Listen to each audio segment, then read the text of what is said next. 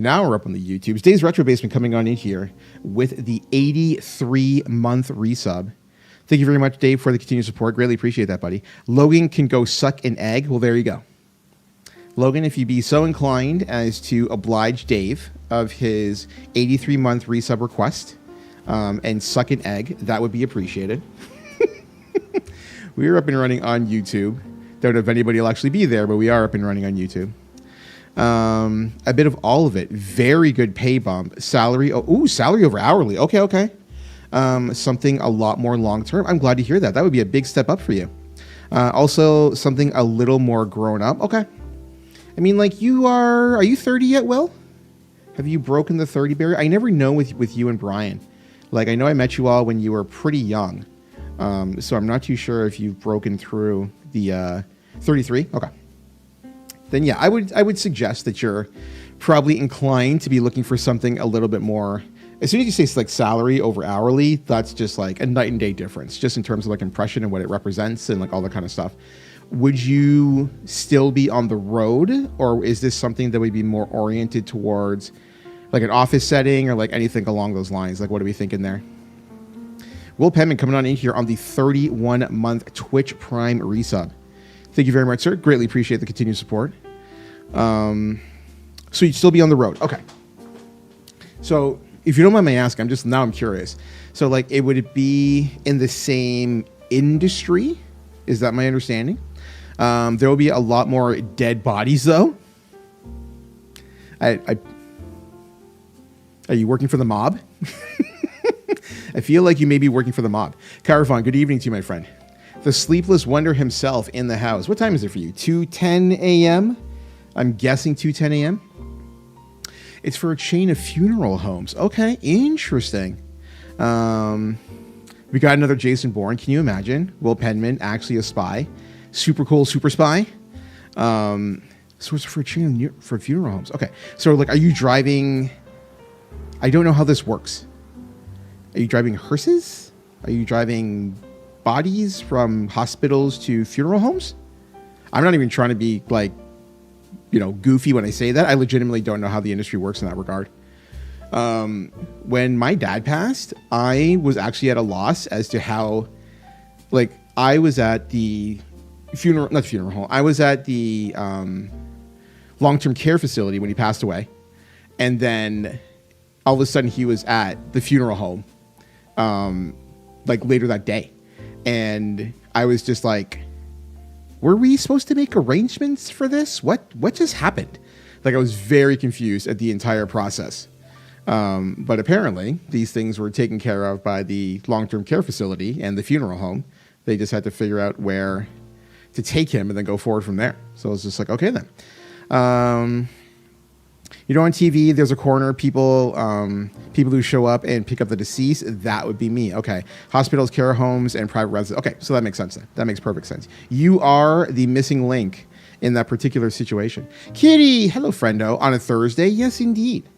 It's been a week, and I got home from the gym, and I finished eating, and I was just like, I don't know what I wanted to do with my day. It's fascinating because I got a text from Loretta, and bless her soul, she was just like, what are you up to today? Do you want to just like hang out? She's, as you saw earlier, she's building a Lego set. If she had messaged me like 5 minutes earlier, I wouldn't have gone live. I just would have hung out with Loretta.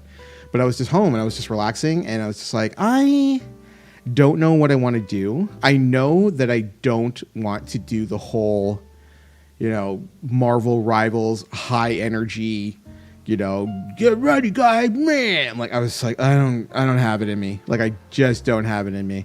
But I was looking for company, and I was like, you know what? We can do the just chatting thing. If nobody's here, then I'll just bounce. And we've got, just enough folks to keep the chat going like we've got right now. That's like the best, that's all I can really ask for. I definitely did not have the kind of energy today. Yeah, it has just been, what's going on, Mike? How you doing, buddy? Welcome on in. It has been, I think the change in weather is definitely affecting me. That seasonal depression hit today on the way home. Yeah. You hit it on the head, Logan. Like, I don't know what it is. I can remember, it's the weirdest thing. first year of COVID, like lockdown, I did not care about winter whatsoever. I was so unbelievably happy with the idea of working from home that I did not care about winter. I didn't care about if it was dark outside. I didn't care if it was snowing. I didn't care about anything. I was just like, this is so cool that I get to do my job and still get to work from home. And I struggled with, you like never stopped working either. Yes, this is true. It was just like a seamless transition over to from working in an office to working from home. There was no adjustments. There was no nothing. It was just like, here's your, microcomputer and hop to it. And I just incorporated it right into my actual rig and life went on. And I really struggled with, and Loretta's here and she knows, like, this is not a revelation or anything. I really struggled with a strong sense of empathy for my friends who were struggling with lockdown. Because I'm very prone to be just like, this is how you fix your problem.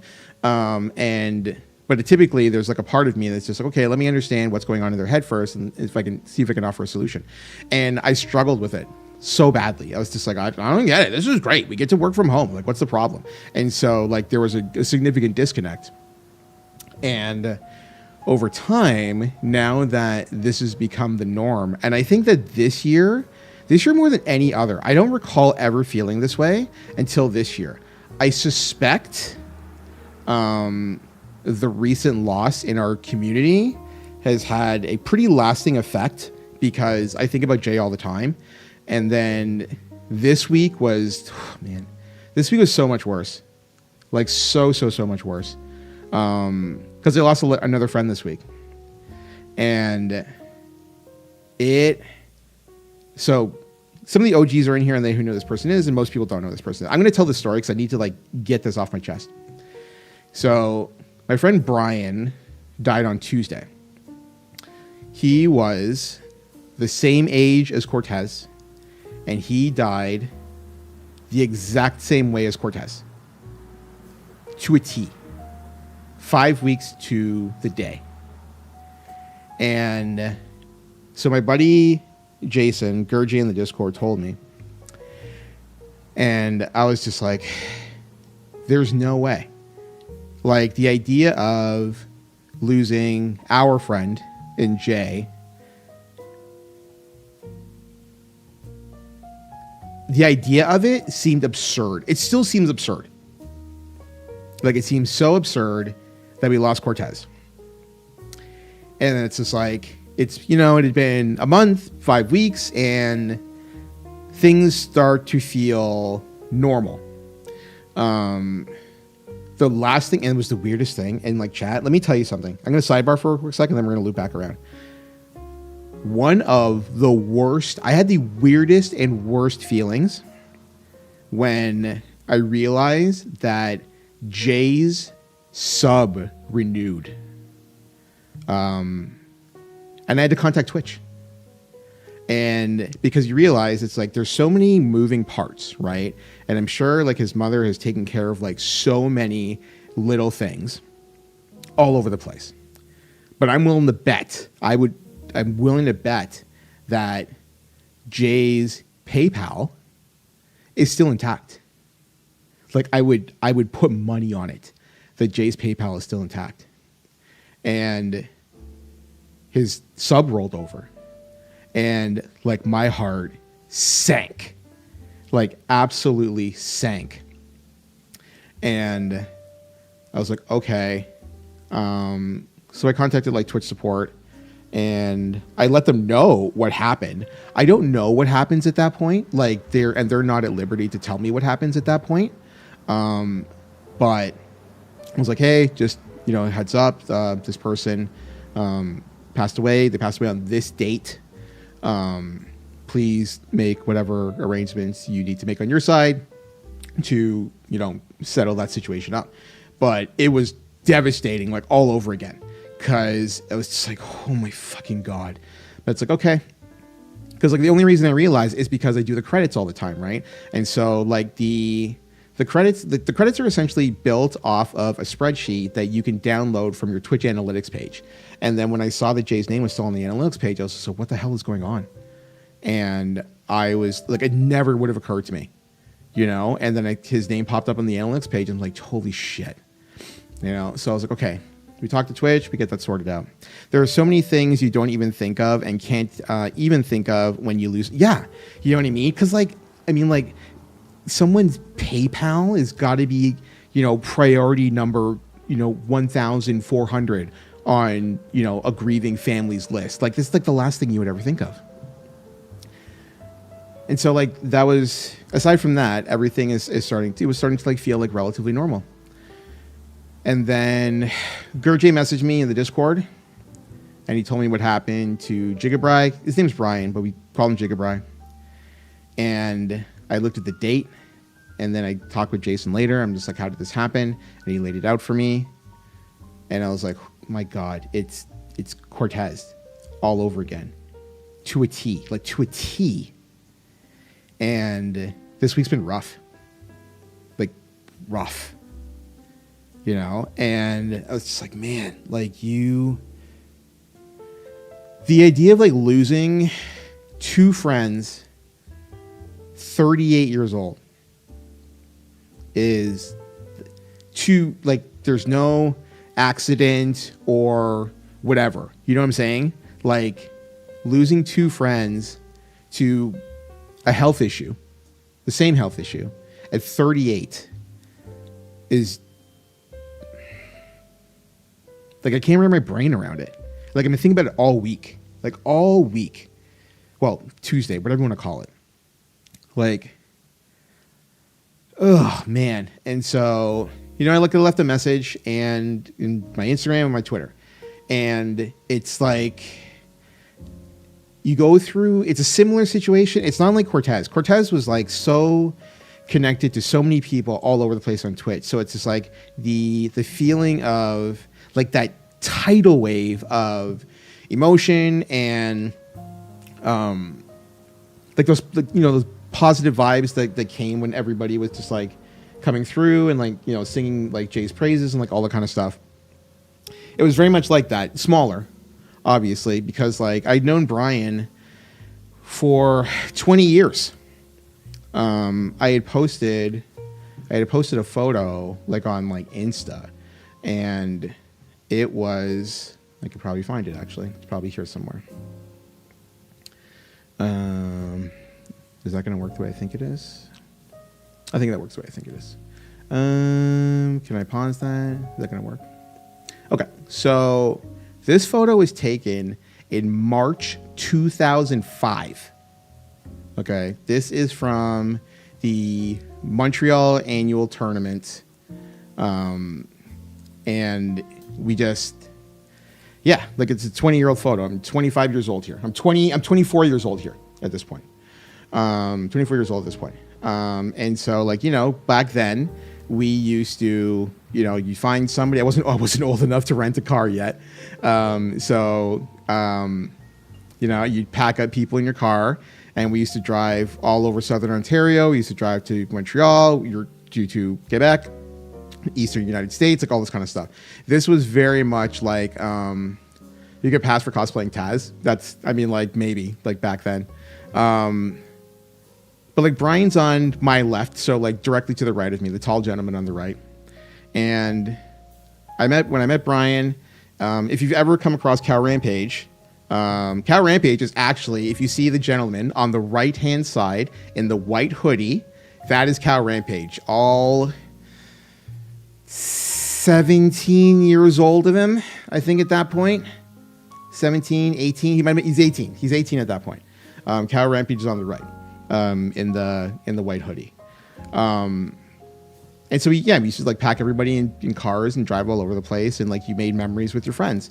And, you know, and I met Brian, and he was just a really good kid, you know, like, and I say kid at the time, cause you know, I was 24 and they were 17, 18, all over the place, like a mixed bag. And, he was Calf Rampage back then. Exactly. You know, they were kiddos, and it's like, so you've watched so many people grow up. Could never fool me with these fits of the time period. The windbreakers are godlike. Yeah, everywhere. Hoodies, windbreakers, all sorts of stuff.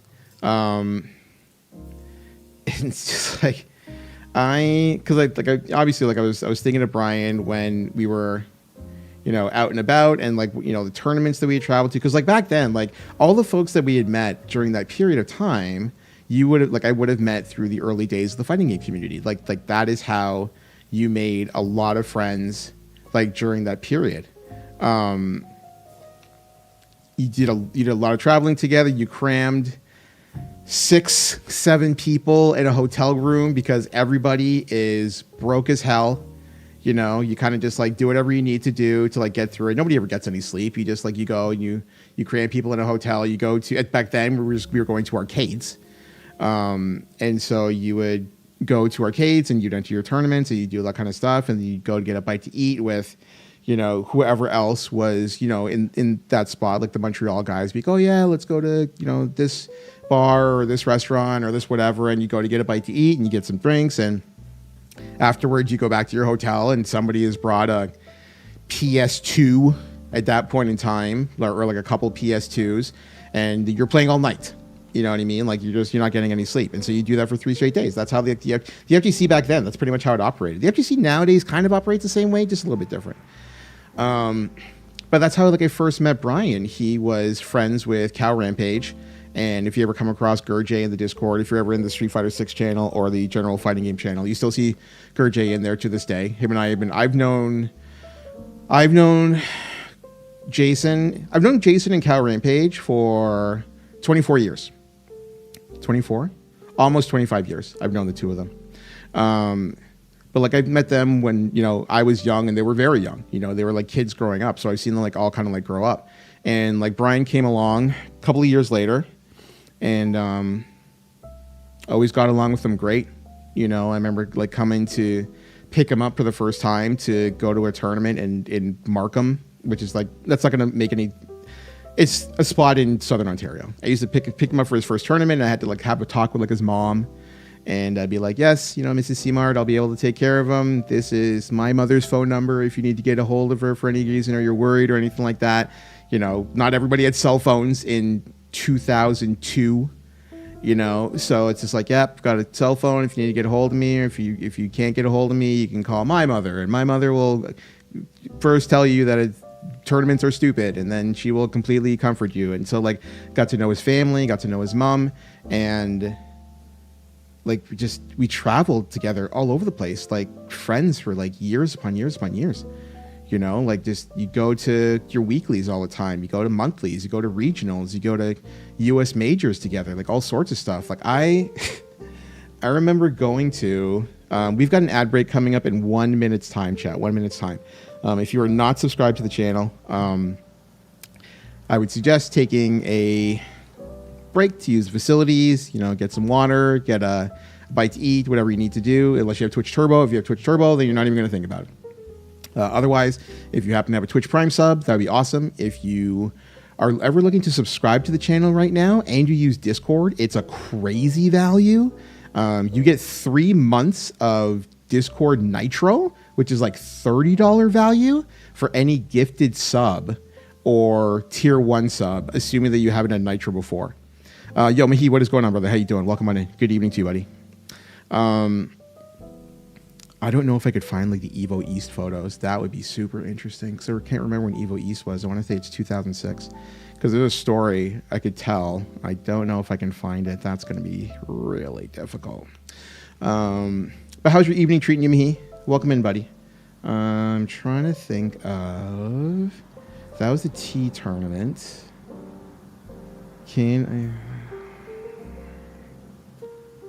Mishu, what is going on, my friend? How you doing? Welcome on in. How's your Thursday treating you? I don't think I'll be able to find it, which is really a shame because there is a great story that comes from Brian, and I probably don't have the photos. It's from Evo East. I want to say it's 2006 We were at a tournament in Hartford, Connecticut. I'm going to bring this down for a quick sec. I can't find the photo right now. We're at a tournament in Hartford, Connecticut. And we're at Evo East. And it is, we're in this weird spot where I'm down there with, I'm stuck in a D&D game, but I love you. Okay, Mishu. We're at Evo East, and we're playing in a Third Strike tournament, a Street Fighter 3 Third Strike tournament. And at the time, there was a player out of Toronto named Samir, complete prodigy in Third Strike.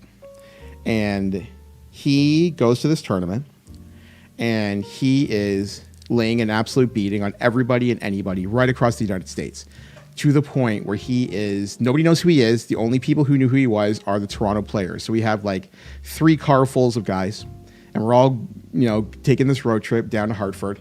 And Samir is just beating the pants off of everybody and anybody. If you know the fighting community at all right now, then the name like Justin Wong would come up, and Samir just pants Justin Wong at the time.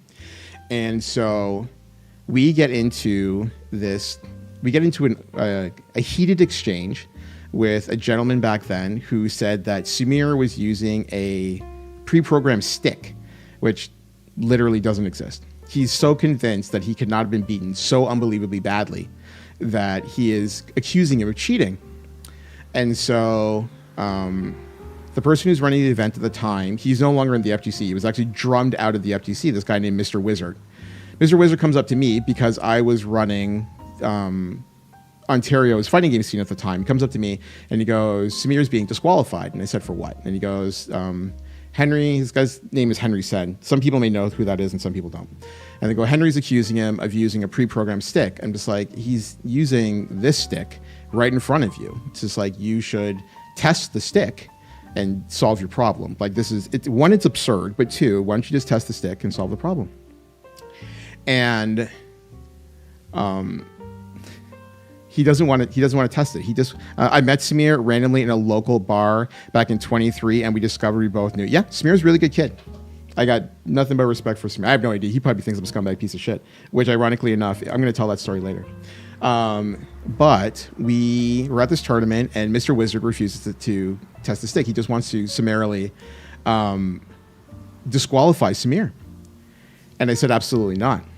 And Henry is in front of me, and he's like, him and I are getting into a back and forth, and me and Mr. Wizard end up going to a back and forth because I'm defending Samir. I'm just like, he was a kid at the time. Like Samir, I was like 25, and Samir would have been 14, maybe 14 or 13. He would have been very, very young at the time. When I say like prodigy player. And I'm just like, you're bullying a child, like you need to stop. Like we're all 3 of us arguing over this are adults, and he is a child. And Henry is trying to tell me that we're going to disqualify him. There's nothing I can do about it. And Brian Jigabry, late Jigabry, comes out of nowhere, and he goes, Henry, fuck you, you scumbag piece of shit. And I was like, uh-oh. And if you're ever wondering where the origin of scumbag piece of shit is, it's here. It's from this literal story. To this day, I still use that term all the time. And he goes, fuck you, you scumbag piece of shit. You're just, at the time, he goes, you're just salty that you lost to a kid from Toronto. And he wanted to start a fight. Henry wanted to start a fight, and he moves forward. And so Brian's behind me. Now, keep in mind, you saw the photo. Brian's got like half a foot on me, okay? He's standing behind me, all right? He's standing behind me, and his hand is coming over my shoulder, okay? And he's just like, Kurt's gonna fuck your shit up. Oh, Nemi, hello, Nemi, welcome on in. Thank you very much for the 9-month resub. I don't know why your 9-month resub did not come through. That's really strange. I have to wait for that notification to finish, and we'll see if that goes through a second time, because that's really weird. The bot, there it is right there. Not the 9-month, that's a 9-month streak. There's no way it's a 9-month resub. Thank you very much for the 25-month resub, Nemi. Greatly, really appreciate that. How you been, friendo? How's the fam? How's the princess? Tell me all the things. And thank you for letting me take your money. So Brian's behind me, and he's got his finger over my shoulder, and he's pointing right at Henry Sen's face.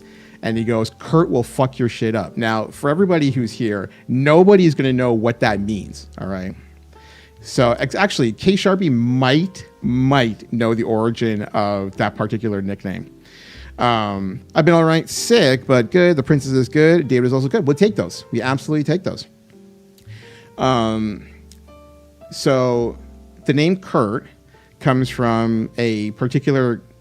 I basically like came up with a technique, playing an old video game back in the day called the Cross Under Roll Throw, CURT.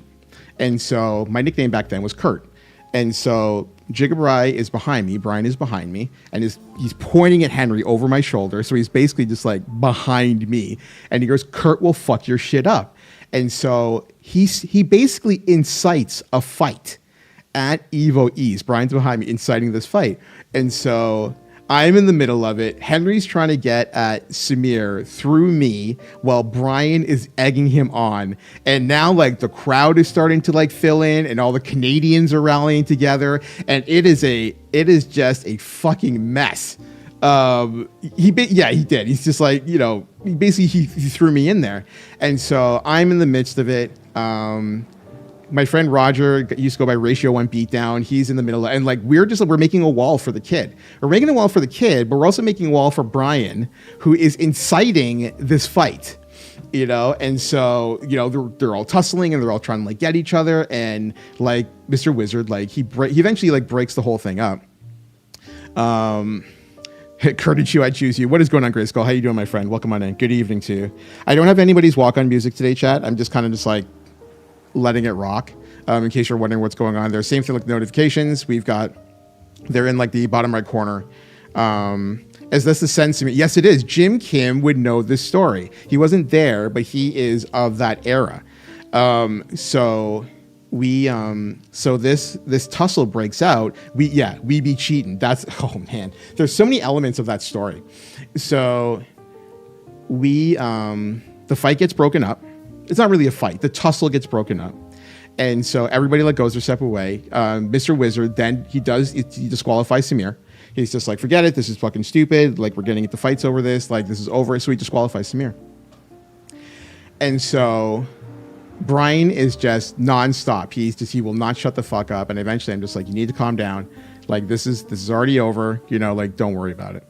So I just like thinking about how like, cause like that was like Brian's nature. Brian wasn't like inciting things all the time, but he was like very, very loud. He was very, very defensive of his friends, very loyal of his friends. And he wasn't going to put up with anybody's bullshit. And so to wrap that story up, cause like Jim Kim came in with the punchline for it.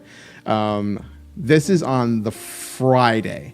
So the Saturday comes around and I see Henry Sen, who is the person who caused this problem, and a person named Arturo Sanchez, who is turned out to be a very not nice person as years have gone by.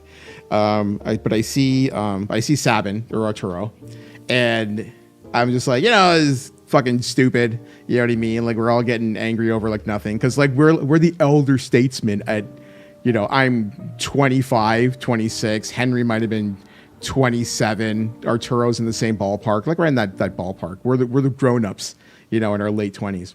And I'm just like, this is really fucking stupid, you know, and we all have a laugh over it. I don't think anything of it. I'm just like, okay, we buried the hatchet. Everything's fine. So we go about the tournament and we get back in the car and we're driving back and we crossed the Canadian border. We had no data because keep in mind, this is like 2008, 2007. I can't remember when Evo East was. It's in the mid-aughts.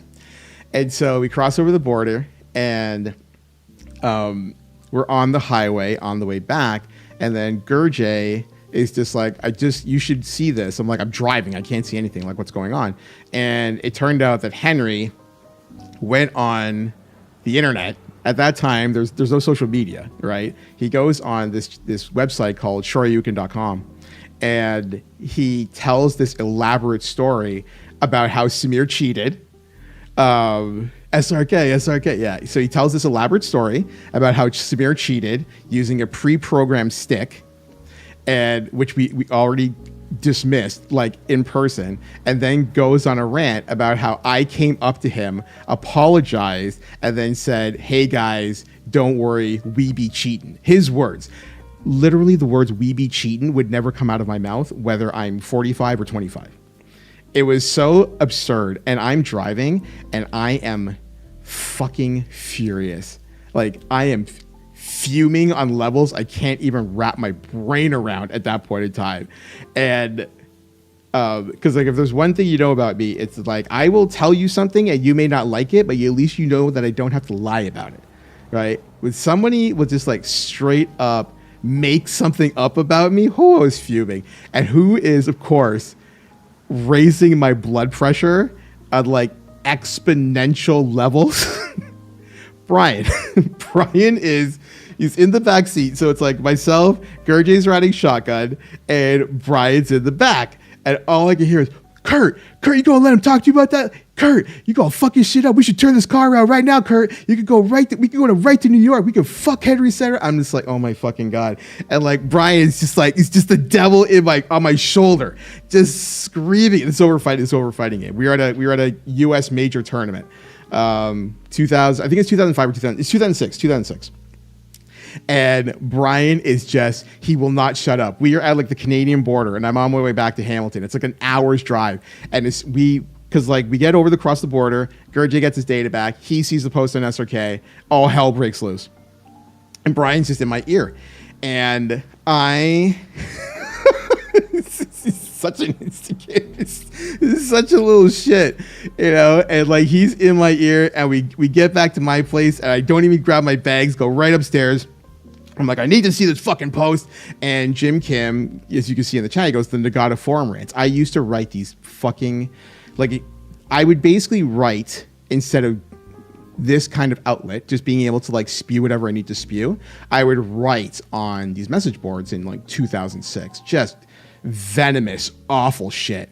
And I like debunked the whole story. It goes on for like a week. There's just like people like going back and forth. And the whole thing was that like Henry lived in New York. So like he gets home from Connecticut. He's the first to tell the story. He gets to lay all the groundwork. He gets to have all the details. He gets to bury, you know, cheating Canada and cheating Toronto and cheating Samir and cheating, you know, Nagata, guys running their community. Everyone's a bunch of fucking cheaters. And so by the time you get home, there's like 200 posts from a bunch of people being like, fuck Canada, these guys are fucking assholes, blah, blah, blah. Like if you were to think of how like something would be disseminated on Twitter, except you're taking it back 15 years, 20 years in a message board, then it's basically the same thing. I mean, you're writing shit about working at the drugstore in like 2002. Yeah, because I was still working for Rexall at that point. Man, it's the OG. Yes, it's OG fake news. And so that's like all this like drama and like all this kind of stuff. And there's Brian's just like always there. Like Jigga is just always there, and he's just like, fuck Kurt, man, fuck this guy, fucking Kurt, let's get him. It's like, all right, man. Let's. And then eventually like I simmer down and whatever else, and I take them home because I still got to drive back to like Mississauga to drop them off before coming back. But like every time, like there's just so many stories. Like I'm painting this weird picture of like Brian being just like this awful instigator. He's not. He's a good kid. He was just like hyped up for his scene, you know? And all throughout the years, like, I don't know. I haven't seen Brian I hadn't seen Brian since pre-COVID. So it's been like 6 years. But like through and through, you know, like you see him I probably saw him until I stopped running offline events. So 2017 would have been the last time that I saw him. But like we would see each other probably once a week or once every 2 weeks, if not more, every week for 15 years. You know, like if you're not at weeklies, monthlies, regionals, majors, sometimes you're just at people's house. Gurjay, the person who would give me the unfortunate news, his mom used to host a fighting game get together on Christmas Eve.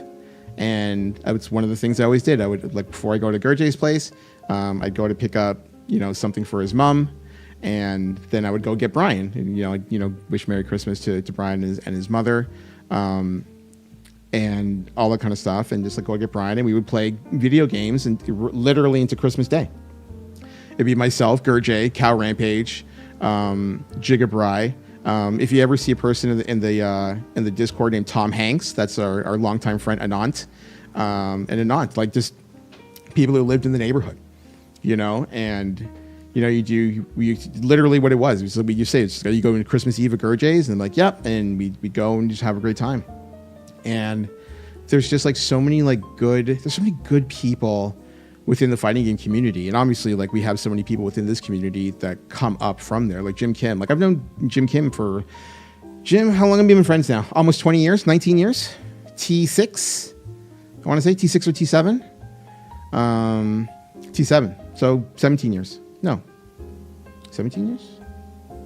It falls in the same, 18 years, and it's like it's like so many like long-term friends, as like I say all the time, it's like I've been friends with like Norman 911 and Dave's Retro Basement. Back then he was Skinny D. By the way, that's legitimately one of the funniest things I've seen in a while. I posted the original credits in the subscribers channel in the Discord. And Dave came to me and he's just like, was this so far back that I wasn't a subscriber in the channel? I go, Dave, do you not remember at the time? I go, do you not remember when you were Skinny D? And I wasn't trying to jab him, but by the same token, it was just like at one point in time, like Dave used to work in a very, very physically intense part of the facility that he's in now. He basically worked in a furnace. And if I'm willing to bet that I can find a photo of Dave from EVO 2009. We went to EVO 2009 because, was it 2008? No, it was 2009. It was the first year for Street Fighter 4. And so like that EVO was absolutely massive. And it was the first year that I met Norman 911 in person. And it was the first year that I met Dave's Retro Basement in person. Back then, we called him Skinny D. I don't know if I have any photos from back then. I should definitely have photos from back then. It's just a matter of finding them. Dave's old. You can't expect that man to even remember what he did this morning. I gotta tell you, Logan, you are eventually going to piss that man off.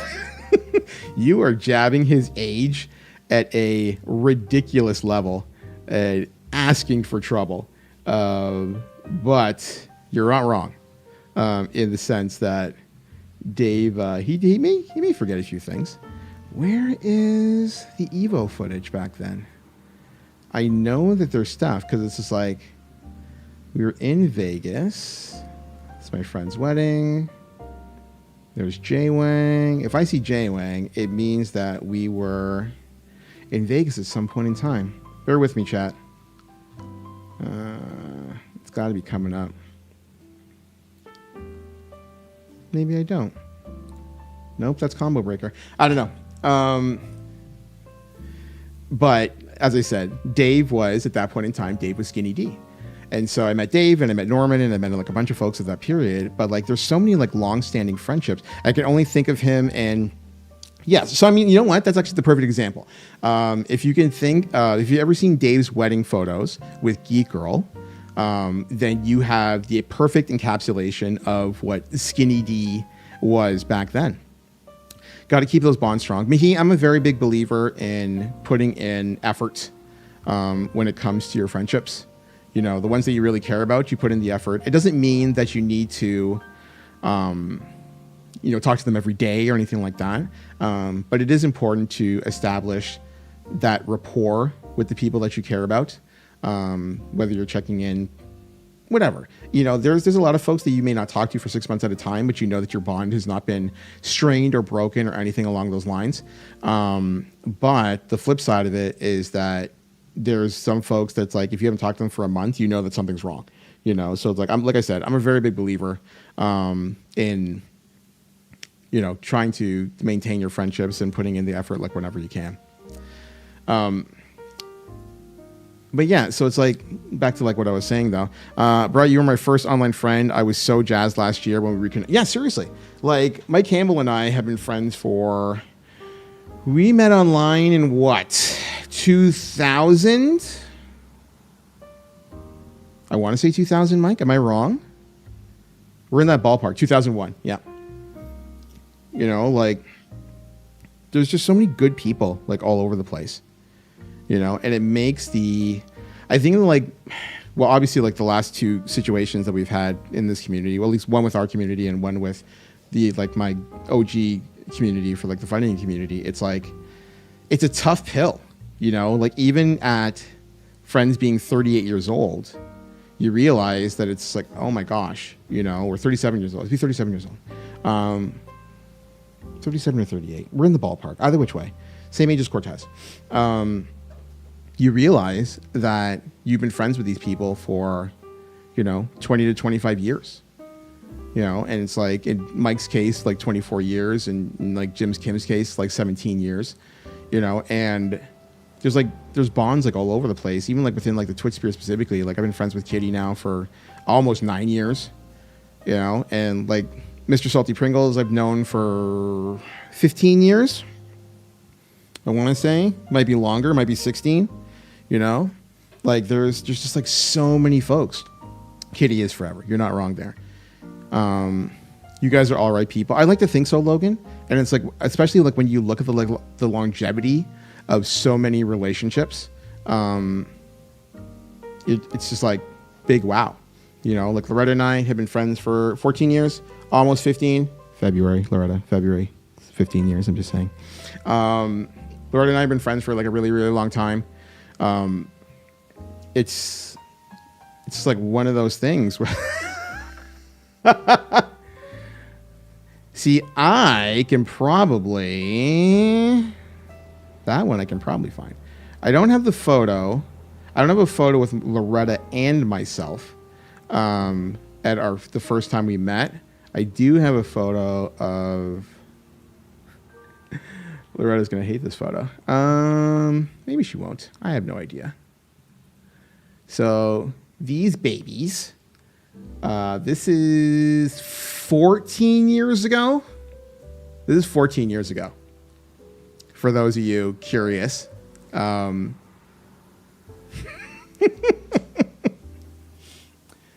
is March 2011. Loretta and I we've been tight for a long time. But it's like these are like the bonds that I think about. You know, like the idea of knowing people, and I was so older than you in that photo. It's true. By a little bit. But yeah, you know, wow. Back in the day, Loretta, we had a good time back then. We were kids. Like we were kiddos. We were kiddos at this point. Oh yeah, I guess so. Like Logan just turned 21, right? But yeah, we were definitely kids at this point in time. We are both, yeah, we've grown up. We've grown up over the years. You know, back then it was a little bit more of a shit show. You know, but I'm always very proud of the friendships that you make, friendships you make along the way. You know what I mean? I'm gonna make you smile in photos of me. Do it. If you can, good luck. It's not like I don't smile. It's that I don't smile. I laugh. Yeah, we used to enjoy a. That is about here, Grayskull. That is about as good as it gets. If you're trying to get a smile out of me, that's probably as good as it gets. I hate my smile. I hate it. So that's about all you're gonna get. That's as close as it gets. Back then, I lived and breathed out of a goatee as well. The beard came much, much later. The beard came like 10 years later, maybe. It's nice. I really don't like my underbite. It just it makes me feel like a bulldog. So I just don't smile. That's just pretty much just how that goes. But getting back to the point I was trying to make though, it's like there's so many like good people out there, and the ones that are really worth your while, you'll make the effort for. You know, like obviously, as Loretta is in chat with us right now, and somebody that is loved and appreciated by everybody in here. There's not a person in here at this point that doesn't know who she is.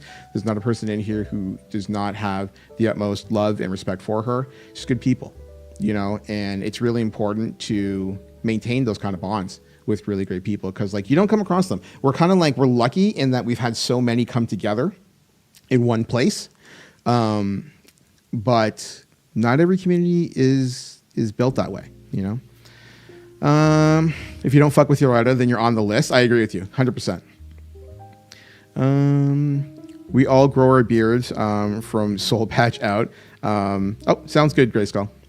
I feel like we all passed in the night at that time, because I remember hanging out with Dan from that, with Dan Levy. I haven't seen Dan Levy in, I don't know, 10 years, maybe longer. Imagine having a luscious beard. Can you not grow facial hair, Logan? Have you tried to give it a go? Are you Patch Man? Really? No dice, eh? I don't know if that's a blessing or a curse. Can't really tell you. I have very much grown into my beard at this point, and I don't necessarily think I could envision. The funny thing is that when I was looking at old photos of Brian, I was thinking to myself, just like, could I pull off the goatee again? And I was like, do I really want to give the goatee another shot? And I could picture certain people in my life who would be vehemently against returning to that particular look. And so I was like, you know what? I have no particular reason to leave this look. Hey, I wasn't going to call you out by name, all right? That's not going to be for me in that one. But I know there to be, you know, some prominent people in my life who would not appreciate me returning to that particular look. I haven't seen him since then either, the early innocent days of Twitter. Yes, exactly. So like a lot of those folks were met through Twitter. Twitter wasn't the cesspool back then that it is now. Because like Loretta and I had met through Toronto's Twitter community in 2011. But back then, if you think about kind of like how Twitch works now, where you kind of just like have so many like random people coming together with like, for the most part, the best of intentions. As I said, like Twitter has evolved and not for the better over the years. But back then, like Twitter had only been around for like publicly, not in like closed beta or anything like that, for 2 years at that point. So it hadn't been like sullied. And, you know, warped and all kinds of stuff. And so back then, I don't know why I really got into it. I couldn't tell you off the top of my head why I got into Twitter back then. But I came across, actually, no, I know why. A friend of mine, Mark, he was just like, hey, you know, I see you've been like using Twitter lately. I'm like, yeah. It's just like, did you know they do like organized meetups for like people on Twitter? I'm just like, really? And he's like, what do you think about it? And like, there was a part of me that immediately wanted to be dismissive, except I'm also a person at this point in time who had been going to organized fighting game tournaments for a decade or a little under a decade. So like, I'm in no position to be like judgmental about like the concept of like nerds meeting up to, you know, hang out and have a good time. So, a guy named Rob Sarju out in Mississauga, which is like a half-hour drive from me, he organizes the first meetup. And so like I go to this thing and we have a really, really nice time. And I'm just like, oh, these are like really cool people. And it's very like, again, like the same concept of like what we've kind of like built here, in the sense that you have all these people from like all across, you know, in this particular place, they're localized within an hour's drive of each other to make the math easy. And so like he organizes this thing and I'm like, okay, that's really cool. And then I went to one in Toronto at Christmas time and I'm like, oh, like an entirely like new crop of people. And then I went to a person's birthday party in February of 2011. That's where I met Loretta for the first time. And then I saw her again a month later. And then at that point, I don't think I had introduced myself to her, or at least like we weren't really connected in February. I kind of like said hello. I didn't really know a ton of people at that point. But by March, I felt like a lot more comfortable in my own skin. And, you know, it's just like, hey, we met before, yada, yada. And then like, you know, you're off to the races. It really sucked that I didn't get to see you and the D-Gens, a combo breaker. Being young and poor sucks. I think that like hindsight's 2020, Logan. From my perspective, I understood why it was so important to get as many people to come to that event, to Combo Breaker to come to that event. You couldn't really grasp it One for you got to remember this was now 2 years ago, right? Was Combo Breaker 2 years ago or 3 years ago? It's been a couple of years, and I think we can both agree that the friendships that we have now have evolved and grown significantly in a relatively short amount of time. I want to say in the last year. I think that would be fair to say in the last year, your particular like bonds within this community have grown a lot stronger. They've evolved beyond just fun. Yes, exactly. That's exactly it. That's a great way to put it. You know, it's like those bonds have changed. So like hindsight dictates that you wish you had gone 2 or 3 years ago, but if your friendships with the people who went then were like they are now, I think you would have gone. But the emphasis wasn't there. You know what I mean? I'm more than just a regular. I'm a community member, so to speak, is the way that I saw. Yeah, for sure.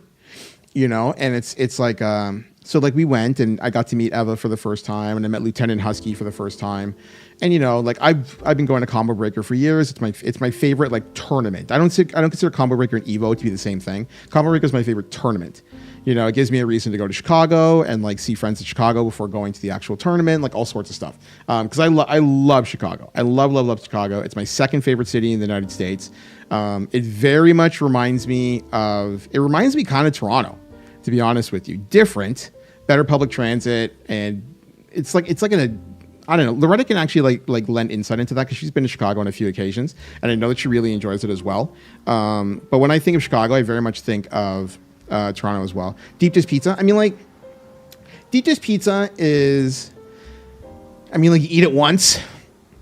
I've eaten it more than once, but like Deep Dish Pizza is like one of those things where it's like I tell everybody you should eat this once and then get out of your system because like it's not really that great, you know. And it was the same thing like when Eva and Husky and everybody, when we went, is it May 2023 that we went to that thing, to Combo Breaker? I can find out very quickly because it's always President's Day weekend. It's always President's Day weekend. There it is. It was Combo Breaker. With the Combo Breaker, and then just before that. That was a very busy travel year. I just realized. Where are they? That was everybody had come out of lockdown. This is 2023. Everybody had come out of lockdown at this point in time, and everybody was traveling all over the place. And like different world.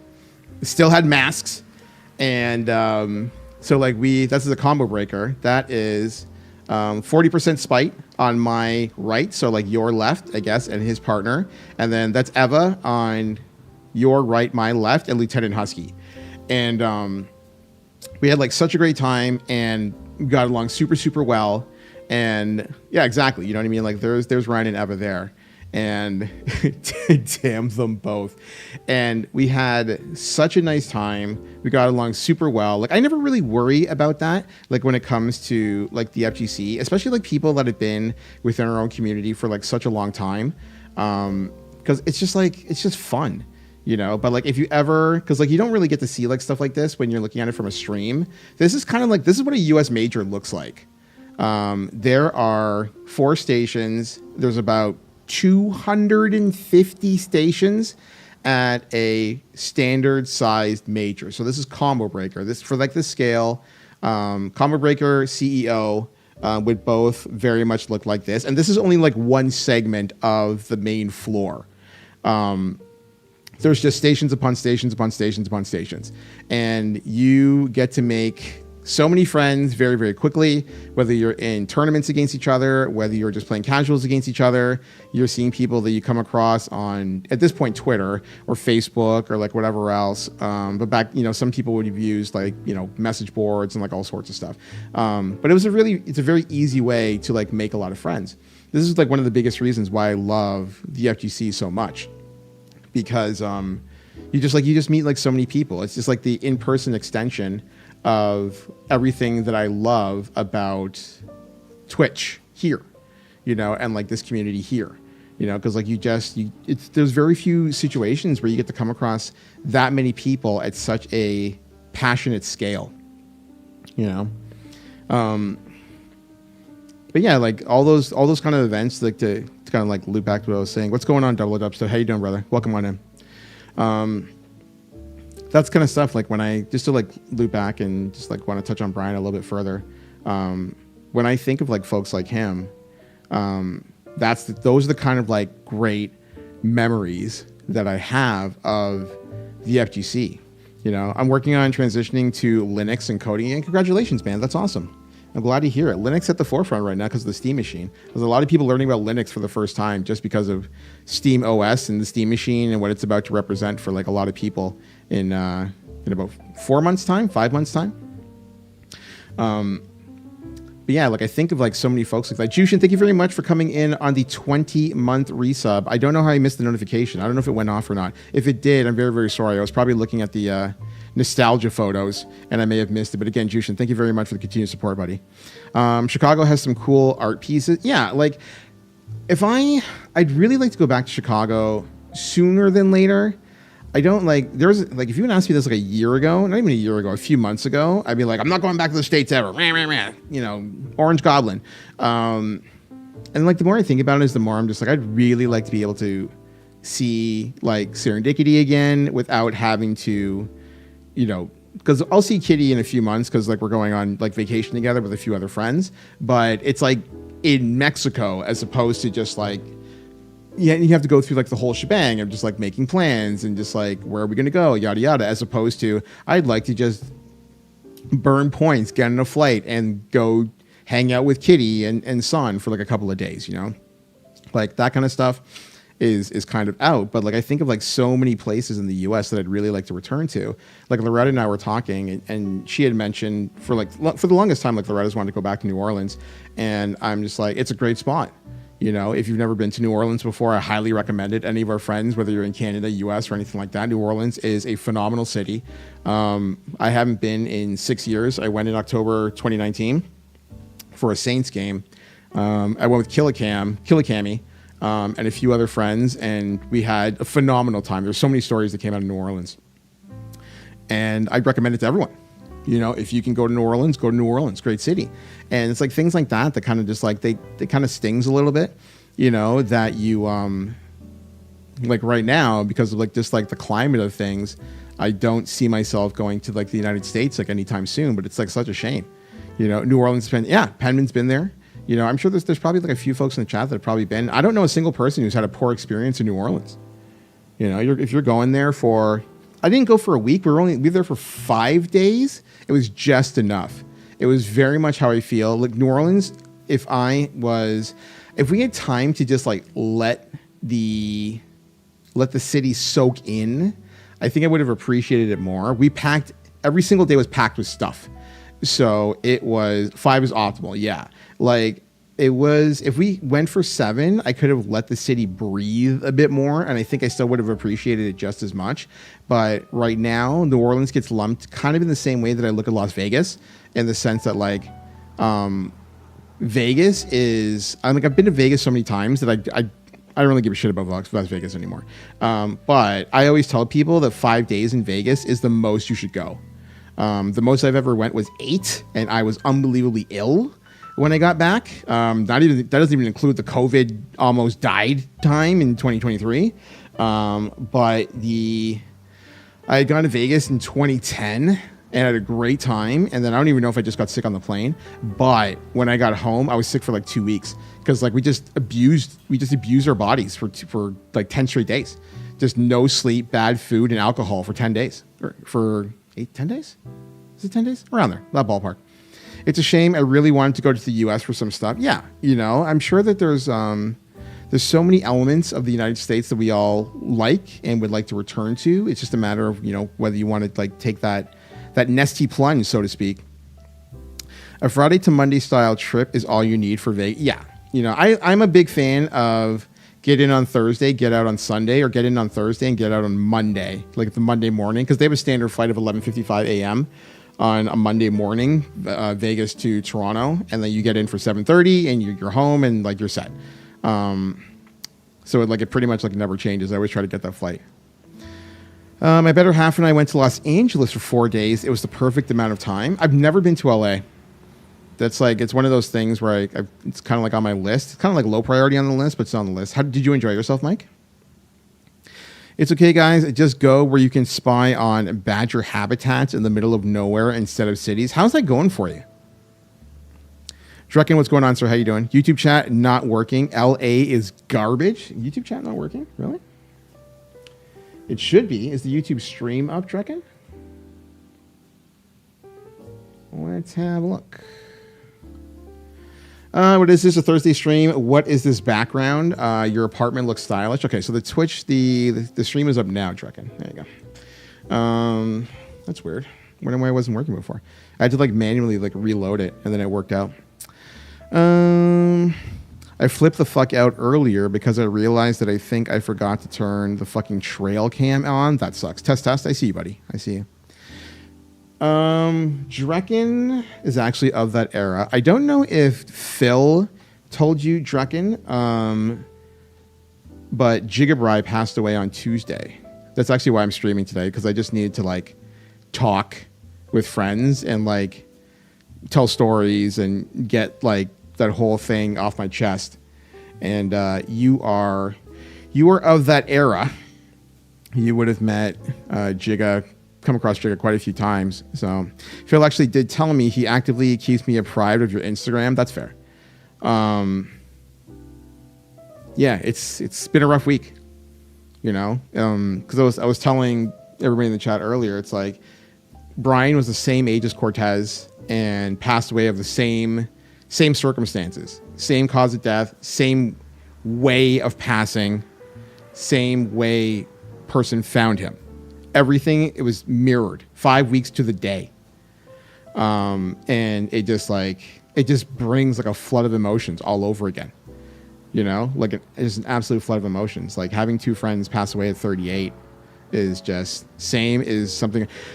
I don't know. Like Misha would come to me with something, and I kind of just like dismissed it, because she was just like, you know, have you thought that like could be like correlated to like COVID vaccines or anything like that? And I'm just like, I'm just gonna pass on that because I don't think that's a thing. I think that they were both very, very heavy set. I think that they were both guys who were just, you know, they were starting to get their health in order, and it, you know, yes, both were heart related. Both were heart attacked. Both passed away in their sleep. No, it's fine. This is not secret information or anything along those lines. In both cases, they had a heart attack and were both passed away in their sleep. Sleep apnea? I don't know. I can't say for Brian. Cortez had a CPAP machine for sleep apnea. So I don't know. I mean, like, I don't know if he used to wear it. I know that he had it. So I don't necessarily know if that played a factor or not. My cousin passed when he was 38 back in 2015. It's like the 27 thing for slut. Yeah. I'm blown away by it. Like absolutely blown away by it. And, yeah, so it's just kind of just a little like sitting, you know, for the last couple of days. And I've kind of just been, you know, you're trying to find distraction, you find like whatever else. I had like one person message me. It's just like, I wouldn't have known, you know, unless like you posted that like you're going through like a hard time. Just like some things you just swallow. Like the Jay thing was different. The Cortez thing was different.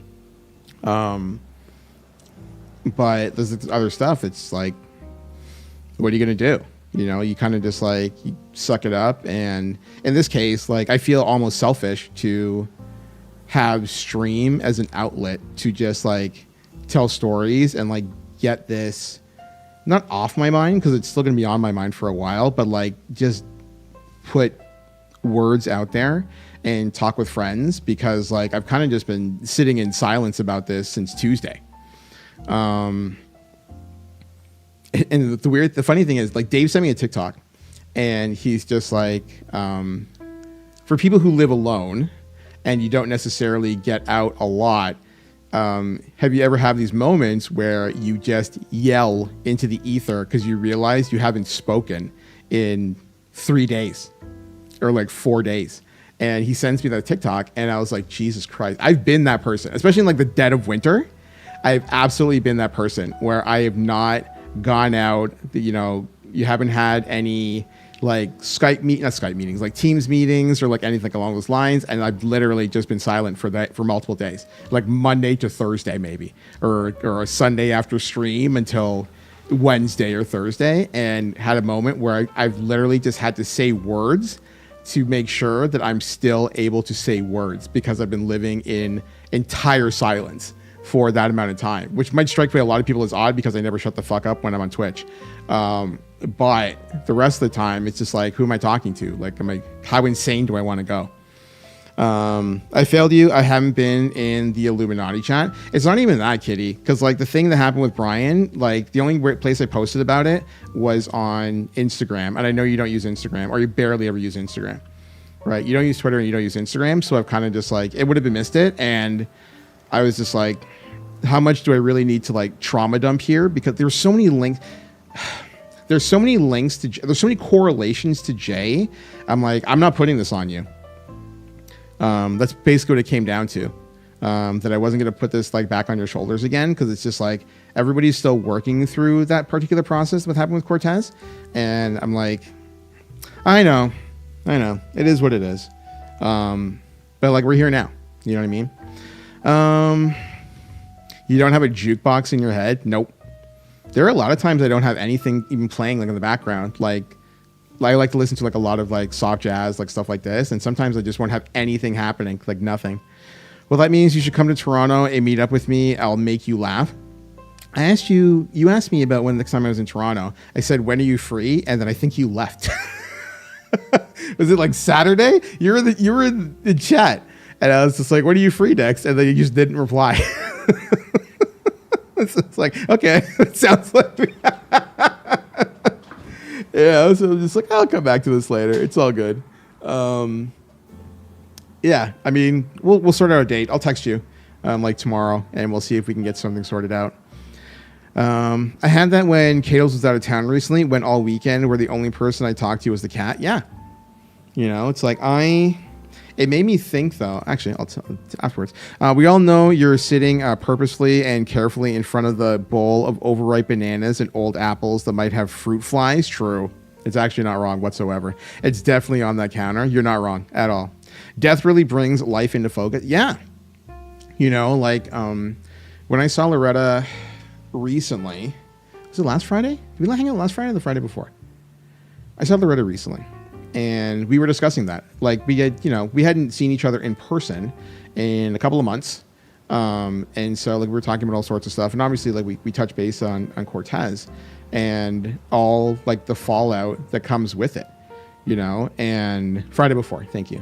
But we were talking about Cortez and, like, everything that's, like, the fallout that comes with it. And, like, a lot of it, like, we were discussing the whole, like, you know, take a long look at, like, yourself in terms of, like, your health. You know, like my mom always says, like, you know, you're nothing without your health. And like, ever since like Jay passed, I've been like refocused just like on my health and like my fitness and my diet and like everything. Cause it's just like, I keep thinking, it's just like, it's 38, you know, and it's insane to think about. And then like, it gives you focus, you know? And of course, like the other side of it is that, like Jay's passing, like it gives you perspective on things that are important. There are like people in my life that I've reconnected with for the first time in a very, very long time, stemming from Jay's passing, because, you know, they've reached out, and it kind of just like, you know, it makes you think like, how important is it to hold on to harsh feelings, or how important is it to, you know, be the person who wins, for lack of a better term. And at the end of the day, it's just like, it doesn't really matter at all. You can like, you know, and so there's people that I've reconnected with, and I'm just like, okay, I'm going to say my piece. And if we're still at an impasse, then, you know, bye. And if not, then whatever. And like in some cases, like you slowly start to like rebuild friendships. And it's like, I say, like I've said this before, and like we've all been there. Like not all of us are old enough, but a lot of us are old enough to realize that it's just like, it's so sad that it typically takes somebody's passing in order for people to realize that the things that they have been annoyed about or not talking to people about or whatever aren't really consequential. In some cases, they're entirely consequential. But in the majority of cases, probably not. you know? And it's just like, do you really want to go about the rest of your life like not connecting with people who clearly are still thinking about you? And again, it takes someone's passing in order to reopen that dialogue and like see where it goes. And it's really terrible that that's what it takes, you know? But I hold grudges. I feel that. I don't know. I don't hold grudges.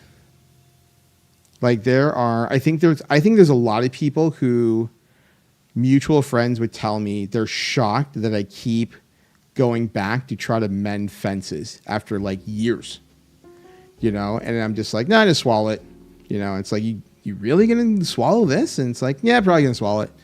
You know, it's like you can be mad for days, weeks, months, years, whatever. And it's just like, again, like what's important to you, you know? It's like the line from the Blink-182 song, do I have to die to hear you miss me? Yeah, that is strong. I forgive, but I never forget. Yeah, I mean, like, nobody should forget because I'm a very big believer in fool me once, shame on you, fool me twice, shame on me. But as Drekken just noted, tomorrow is not guaranteed. And it's just like, do you really want to go through your life harboring things? And I don't, you know, like some things just like, I can kind of like count on one hand how many friendships I really, really regret losing. And every last one of them, I would probably just go right back to it. If they were like, you know what, fuck it. And I'd be like, yeah, fuck it. And then go right back to it. And some folks be like, you're insane. Like, why would you go through that? Or like, why would you just like suck that up? And it's just like, you know, I couldn't even tell you. You know, that's just how I'm wired. You know, like there's so few people that I could actually say, I don't know. How many people I hold a legitimate grudge against? Like, it's a small list. Most of it's family. To be honest with you, I think the only people I legitimately hold grudges against are family, like blood relatives. Man, family will do some shit. Family can do some shit. Like, you know what I mean? Like, oh my God. Your friends will like cross you.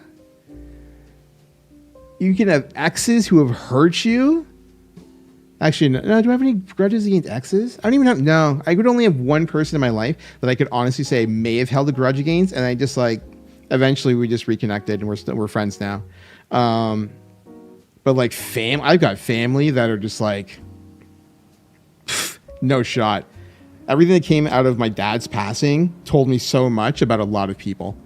And yeah, so there's definitely family. Family know all the right buttons, yeah. More often than not, though, Drekken, in my particular case, it's not family, what they've done to me. It's family who's crossed my mother. And at that point, you're just like, you know, like, that's that. Like, my family has no contact with me. None. None of them have my phone number. Every last one of them is proactively blocked on Insta and Facebook and WhatsApp and everything that West Indians love to use. And so like, I don't keep in contact with any of my family, zero. Except for my godmother. My godmother and my mother are the only ones for my family. But my mom tells me everything because, again, West Indian. And at that point, I'm just like, okay, you know, they're on the list. By Thanksgiving and Christmas are just my mom and dad and brother and nothing else. Very quiet and nice. Hey, if you're happy with it, more power to you, Mihi. I'm down with that, man. The West Indian social media trifecta, bro. I can't deal with it. I can't. West Indians and gossip and just never. I can't. Social media and gossip. West Indians can't deal with it. Family crosses you with the family entitlement, which is family thinks that they can get away with a lot because you're related somehow. Blood just is an open access to treating you like a piece of shit.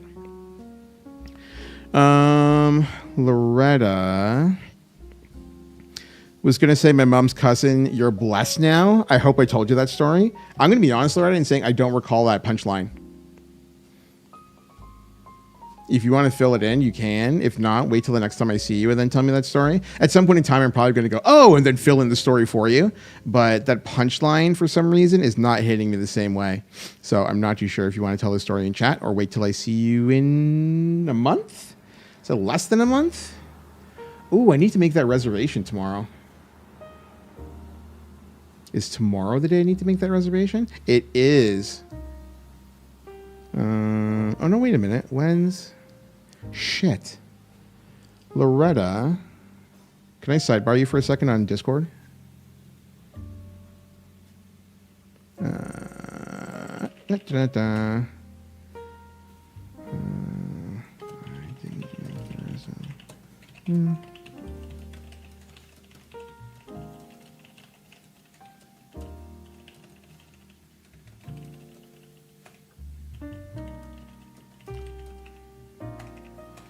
Sorry, chat. I need to take care of something.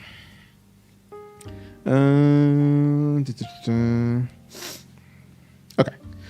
Since my dad passed earlier this year, I've made more of an effort in keeping up with the extended family. I mean, like, I hope it goes well for you, is probably the only thing I can really say in that particular regard.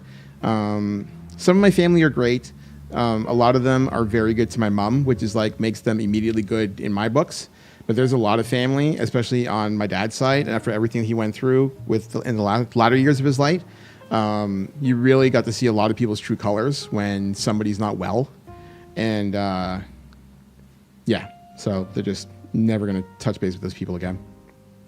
Most of my family went out of their way to make themselves an obligation when I was a kid, so I elect to treat them as such as an adult. Woo!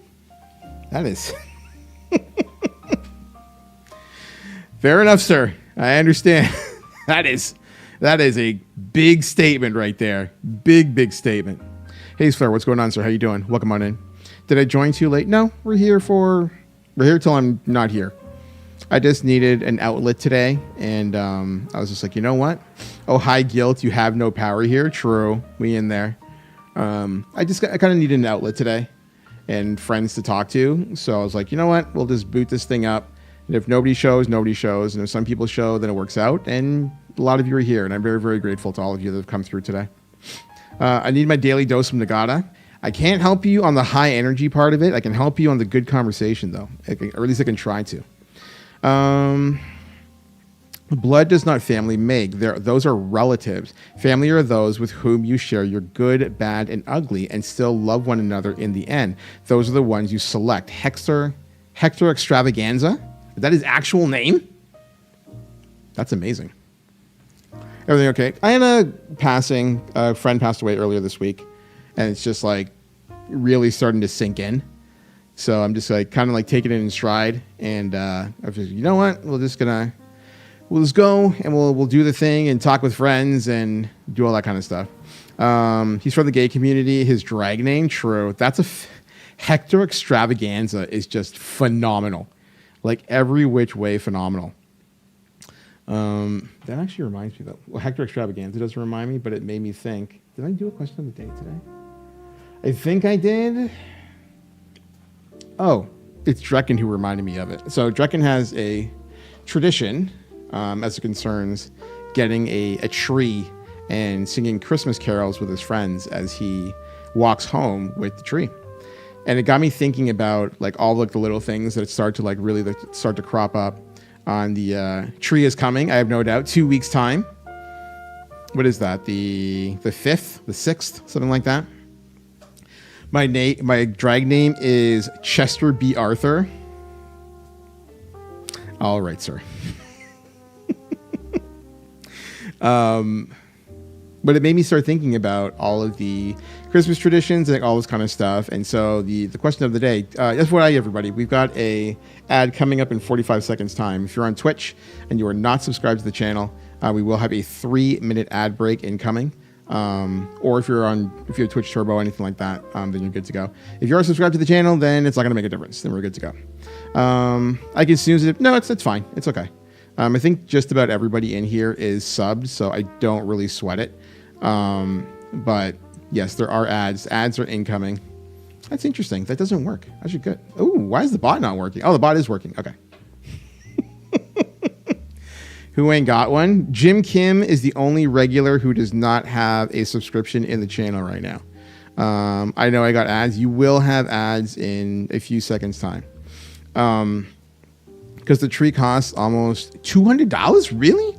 The part you don't see is every year I have to haggle with the tree guy to bring to the price, because the tree costs almost $200. I had no idea that Christmas trees were that expensive. That's bonkers. Has it always been that pricey, Drekken, or does it just keep going up all the time? Can't wait to type this and then ads just pop up. I mean, it's just the nature of Twitch. Trees are money for a good one. I would never have thought that. Like, we always had a fake tree in my parents' home. Trees be cheating? I guess so. They've gone up drastically every year. It goes up and it's super pricey for a real healthy. Kitty, do you get a live tree every year as well? When I first started, it was 90. Wow. Logan, thank you very much for the gifted sub to Jim Kim. Jim, welcome back to the Super Saiyan, sir. Enjoy spreading my stupid face all over Twitch once again. Save another soul. Thank you. Once again, joining the fight against ads and no longer having to deal with ads. We're all about that. Always join the fight against ads if you can, chat. And Logan should get 3 months of Discord Nitro. I still think that's bonkers value. Like, absolutely insane value. That if you gift a sub, you get 3 months of Discord Nitro. Considering the amount of people that are like addicted to Discord, if I didn't already pay for Nitro, oh, well, I mean, like, you could take the code and give it to somebody who could make use of it if you're still in the habit of like paying it forward somewhere. Because you'll get a code in your Discord drops, I think, or something like that. When I lived in New York, we could throw a rock and find a tree. Nothing like that down here. True. Does Kitty have Nitro? That's a good question. Does the auntie have Nitro? We'll find out from Kitty. And I know it's illegal to cut down trees. Is that my understanding? Somebody who is in the know on these things can let me know. My tree real is $10, but I do have to go out, find it, and cut it down myself. Interesting. I got codes from Best Buy line. Kitty's loaded. So wait, so you can cut down your own tree, Grayskull? I don't think we're allowed to do that here. I could be wrong. I'll miss this Canada, that's for sure. What do you mean? Will you not be here next year, Drekken? Will you have moved by that point in time? I love the real tree, chew. By the way, Loretta, just an FYI, Drekken is moving things along on his leaving us for nicer and cheaper countries. The last time I saw him, he said that things are moving along at a very good pace. So keep an eye out, because clearly we're going to have to visit. I'll have moved by June 2026. There it is right there. More people to visit. Exactly. I'm down with it. I'm absolutely down with it. We will go see Drekken sooner than later. September by the latest, so no more Christmas here, eh? Also, let's talk Rezos after. Okay. I dropped the ball. I had said, whatever. I'll talk about this later. But I'm pretty sure I dropped the ball. Where are we here? Let me get sorted out. Yeah, so like I don't know in Canada if you are allowed to cut down your own trees. I'm assuming you can't. I feel like that would be highly illegal. I feel like people would do terrible, terrible things if you could, and we're not allowed to do it. Last time I saw Drekken, he had a difficult time admitting the city existed more than 2 kilometers from his home. I'm assuming that Drekken subscribes to nothing exists past, what, 427? Or is it further in? You can cut down your own tree in Toronto. You cannot. Okay. How far west does your life extend, Drekken, before you say it doesn't exist? Because I know you've been to Hamilton before, obviously, because you lived here and you visited before. But otherwise, how far west do you go? I'm assuming the furthest east you go is like Kennedy Station. And north would be 401? Maybe? Bloor? No, you live above Bloor, don't you? I got to think about that. I mean, I suffer from that disability as well. Yeah, you have born and bred and raised and all the other things that go with it within the box. Canada is only 3 cities: Toronto, Montreal, Vancouver. That is insulting on fantastic levels. But But I mean, like, that's why everybody hates Toronto.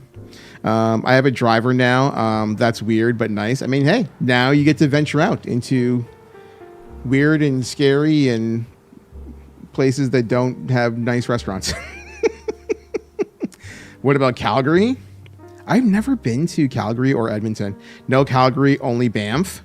Oh, have you been to Banff before, Grayskull?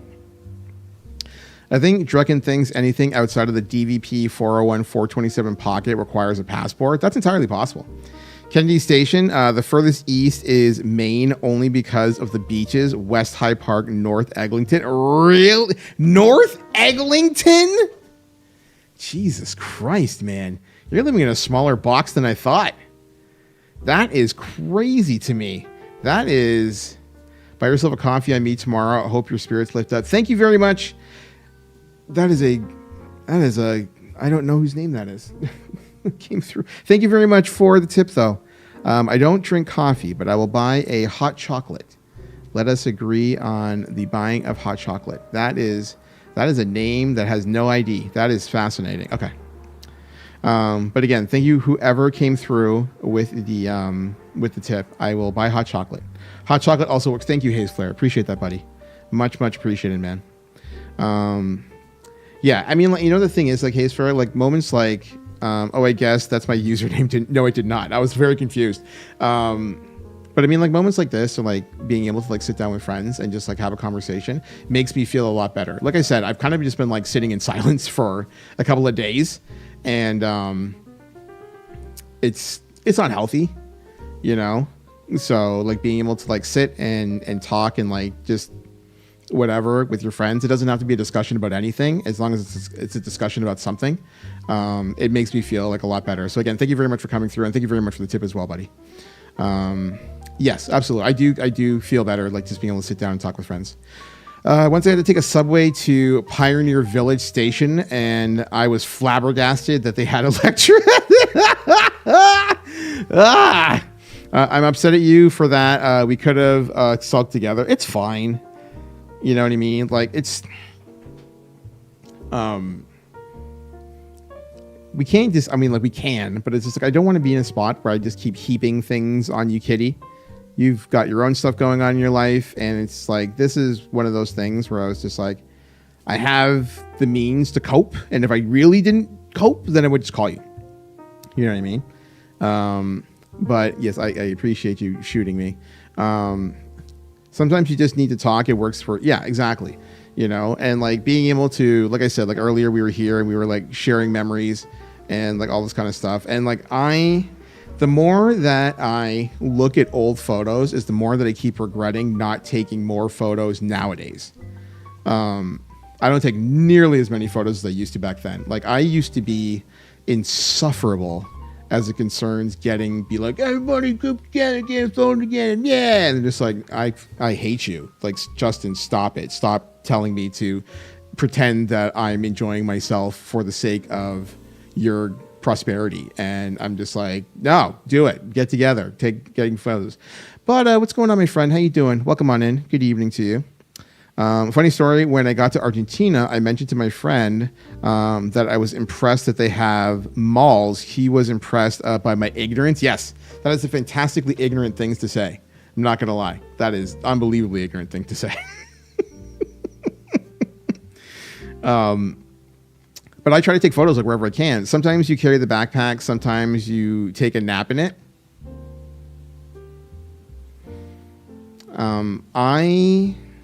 I don't know. I think it's like one of those things, especially because like we're coming down to the end of the year, and I start to get very retrospective around this time of year.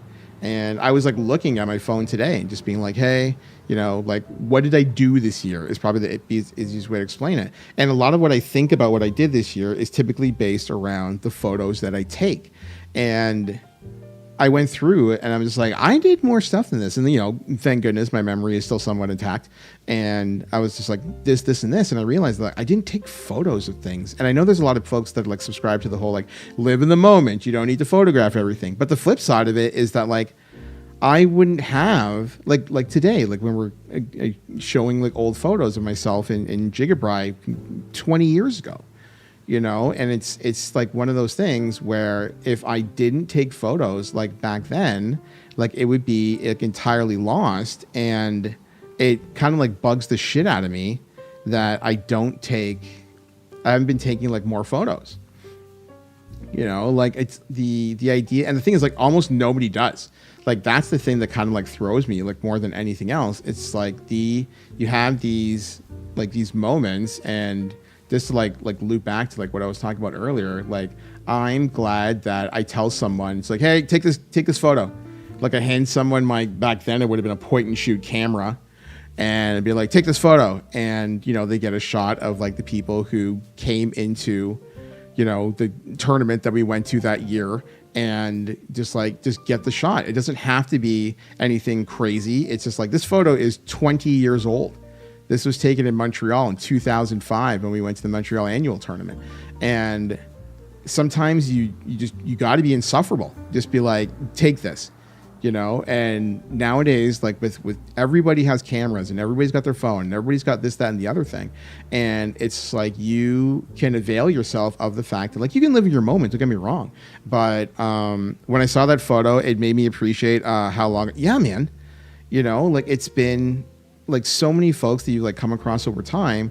Like the time really does fly by, and you are just like in this position where you're thinking to yourself, just like, what have I been doing? And like, I'm a person who like, I enjoy reminiscing to a point, you know what I mean? Like you don't want to dwell, but I like the idea of being able to like think about, past memories and be able to like pull up something like a correlation for it within like relative ease. Like Google Photos is just like an absolute dream in terms of like capturing memories, because like there's just so many times where like you can think about a time that you've been out and about or like whatever else, but you may just like not necessarily have something that like really pinpoints in your mind like those like particular moments, and like I'm just like, oh, this is super blurry. I wish this photo wasn't blurry.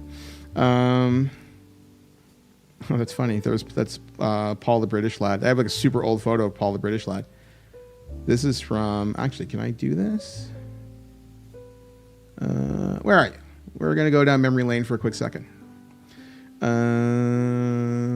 If you're wondering what Paul the British Lad looks like, that is Paul from, again, Paul and I have been friends for 16 years. So you ever see Paul the British Lad in the Discord?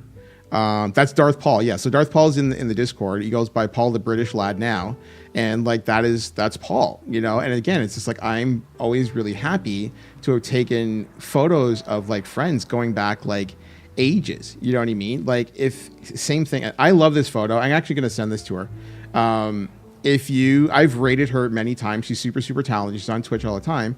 This is Anna RF. I've known Anna RF since she was when I say kid, I've known Anna RF since she was 12, I want to say. She is a prominent member of Twitch now, super talented Overwatch Rivals player, FGC as well. She is regularly on Twitch. If you ever want to pop by and say hi, you can do so. Anna RF. Does that work? I think that should work. That is it right there. Now she's in her early 30s, but like when I first met Anna I think I met Anna in 2006. I want to say 2006. I could be wrong. Like she was legitimately a kid. Like she was as kid as a kid gets. It's just like, it blows my mind. If you, Kitty, you'll appreciate this. So this is from 2009. That's Cal Rampage in the back. That's Tom Hanks on the right. Our friend Anant. And if you've ever been in Cal Rampage's channel, that's the real Beat on the left. That photo is 15 years old. Not 15 years old? 16 years old now. But like, if you've ever been in Cal Rampage's channel, then you will have seen the real Beat on lives and breathes out of that channel. He's there 24/7. Whenever Cal Rampage streams, he streams, and that's him. And it's like there's so many friends, like so many people that you just like you capture memories over the years, and like the time kind of just like it just disappears on you. You know, I actually just like went down this rabbit hole because I was looking for a picture of like Drekken and I from this period, but I can't seem to find one, which is really unfortunate. I don't know how many photos I may have of Drekken from like a long time ago.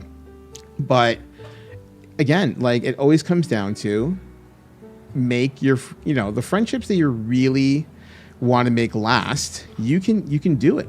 Isn't that from that Toshiba tournament? Did you run Toshiba? Did you run the Toshiba tournament at check my Discord? Okay. What am I looking for? Was this is at, that's not Toshiba. Where's that from? Where's this event from? Drekken just sent me a photo chat. It's Drekken on the right. That is myself. That's Uncle Vince. And Drekken in the top right. Where is this from? This is Pones, right? Because the cab's in the back. I'm pretty sure this is Pones. And I don't know what you're doing to Vince at that point. Yeah, like there's... Like Drekken and I have been friends now for 16 years. He's told the story before. He used to run a gaming cafe when I first met him. I walked in the door and I was just like, I'm going to run a tournament here. And he's like, what? And thus a friendship was born, you know? Dennis LA 1219, what is going on, brother? How you doing? Welcome on in. Repping the hometown that pick, it's true. We're always happy to see Dennis in the house. Everybody coming in from Unified Streamers, thank you very much for joining Dennis on his raid. For those of you unaware, I am the Godlock 2, community leader, shellcaster, sometime player. And we're just chatting tonight. We're taking it easy. I'm doing a little reminiscing. We've had, unfortunately, had a passing of a friend in my life and in some of the people's lives that are in the chat today. And we're just kind of just like going down memory lane in a lot of ways and just like talking and all that good stuff. I'm now at this channel twice. Were you using multi-stream to make that happen, sir? I did. Okay, so you got the DMs there. But I'm trying to find, I know there's like a photo, but like that's how I like met Drekken. I kind of just like barged into his establishment. And it was just like, I'm going to run an event here. And it's like, you know, and it's just a friendship was born. And Drekken and I have been friends ever since. We've been great friends ever since. We just like, there's very few people in my life that I can have entirely honest discourse with. And there are very few people in my life who will outright tell me when I'm being stupid. Like Drekken, like even when I'm like living in a very happy space with like my thought process, it's just like, no, that's dumb. Like, all right, thanks, man. That's great. But sometimes you kind of just like need that kick in the butt. You know what I mean? You kind of just like need those things to kind of like put things in perspective. You need those people in your life. You either barge into Drekken's life or he barges into yours. That's true. You know, like the FGC folks in here will recognize this person. This is from 2008. No, this is 2010. Seasons Beating. There's probably an old photo of K Sharpie in here from this album. This is, yeah, Seasons Beating. Is that the GOAT, Daigo Umehara? Yes, it is. That is Daigo, 15 years younger. Yeah, you know, there's just so many like random crazy memories, but I'm pretty sure that K Sharpie is in, I wonder if I can pin that down. Did Sharpie go here? It might have been the year after. We used to go to Seasons Beatings every single year. That was just like one of the perpetual tournaments that we would go to. And I know that Sharpie is in one of them because Sharpie is what we call an 09er. So these are players who joined the fighting game community when Street Fighter 4 came out in 2009. That's the easiest way to identify it. So Sharpie is classified as an 09er. And so any events around that period, again, so many road trips that we used to take. That much is back, just like, okay. Okay, you sent me a bunch of stuff. I'm trying to find, there's Sharpie, but it's a blurry photo. Yeah, the shot comes through blurry. This is a good shot, actually. This is Street Fighter. This is Super Street Fighter, if I recall correctly, Drekken. Because you weren't... Pones was no longer red. You had renovated at this point. So this was Drekken's former gaming cafe. This would have been Super Street Fighter 4. So this is 2010. I can see Freddy Loco in the middle in the white hoodie. So like they came in from like Montreal. I'm trying to look for like K Sharpie, but there's no K Sharpie at this point in time. No, I was looking for a K Sharpie shot, but I couldn't find it. Yeah, that's Eric. Eric in the middle, JS Master, and Flightwing on the right, on the far right. Big Greek, T Bowser, Dark Dragon, Blitzman. Yeah, there's just so many folks at this point in time that were just like, yeah, Teddy's there. Teddy is an upstanding accountant nowadays. It is amazing to see just how the scene is kind of just grown up, and it blows my mind, again, like the bonds that I don't know if he's a CPA. We haven't spoken in quite some time. We touched base very, very briefly since Brian passed. We just had a quick word, and then we're kind of just float back into the ether. Yeah, but he's again, Teddy's another one that I met when I met Cal Rampage, way back in the day. There's just so many folks that you just you kind of come across, and that is an older shot of Drekken. Drekken, what is this event? Do you remember this? Because I don't. That is Drekken on the right. He's playing against Sacco Jericho. They're playing on Xboxes. What event is this? I don't know what this is. But that is Drekken, if you're ever wondering. Drekken's not really difficult to find. But that is young man Drekken. This is 15 years ago. Drekken would have been... How old were you? 24 at this point? Around there? 24, 23 at this point in time? I don't know what event this is. I'm asking you. I don't know what event this is. But clearly, the drapes in the back make it seem like a con or an exhibition. Yeah, probably. Can I get this pic? Sure. Absolutely. I'll send it your way right now, actually. On its way, sir. Yeah, this is... we're going down memory lane at this point in time. So, a lot of people are just I have no idea who these people are. I don't give a shit about this. But it's, this kind of stuff, it just kind of... I think this is CNE. Just looking around from the related photos to this Drekken, I think this is from this maybe CNE? We're trying to think here. I think it might be the CNE. You are most welcome, sir. If I find any other old photos, I'll send them your way. I know we were hanging out a lot during this period. But I'm just trying to remember. I can't remember where that event is from. But I guess the point that I'm trying to make more than anything else, chat, is that one, take photos. I know in the moment it seems ridiculous and you don't want to, and it just seems like a waste of time. But I can tell you, as somebody with a little tread on the tires at this point, or off the tires, I guess is the better way to put it, that there are times where you kind of just want to sit back and look at old photos. Those photos make me nostalgic, and I was 5 years old at the time. That's the thing, right? You think about stuff like that, and how things have passed by, and Logan more than anything puts that kind of stuff in perspective, because I believe he's the youngest of the bunch of our regulars. He just turned 21, and Haze Flare's 25. I want to say Haze Flare's 25. I could be wrong. Somewhere in that ballpark.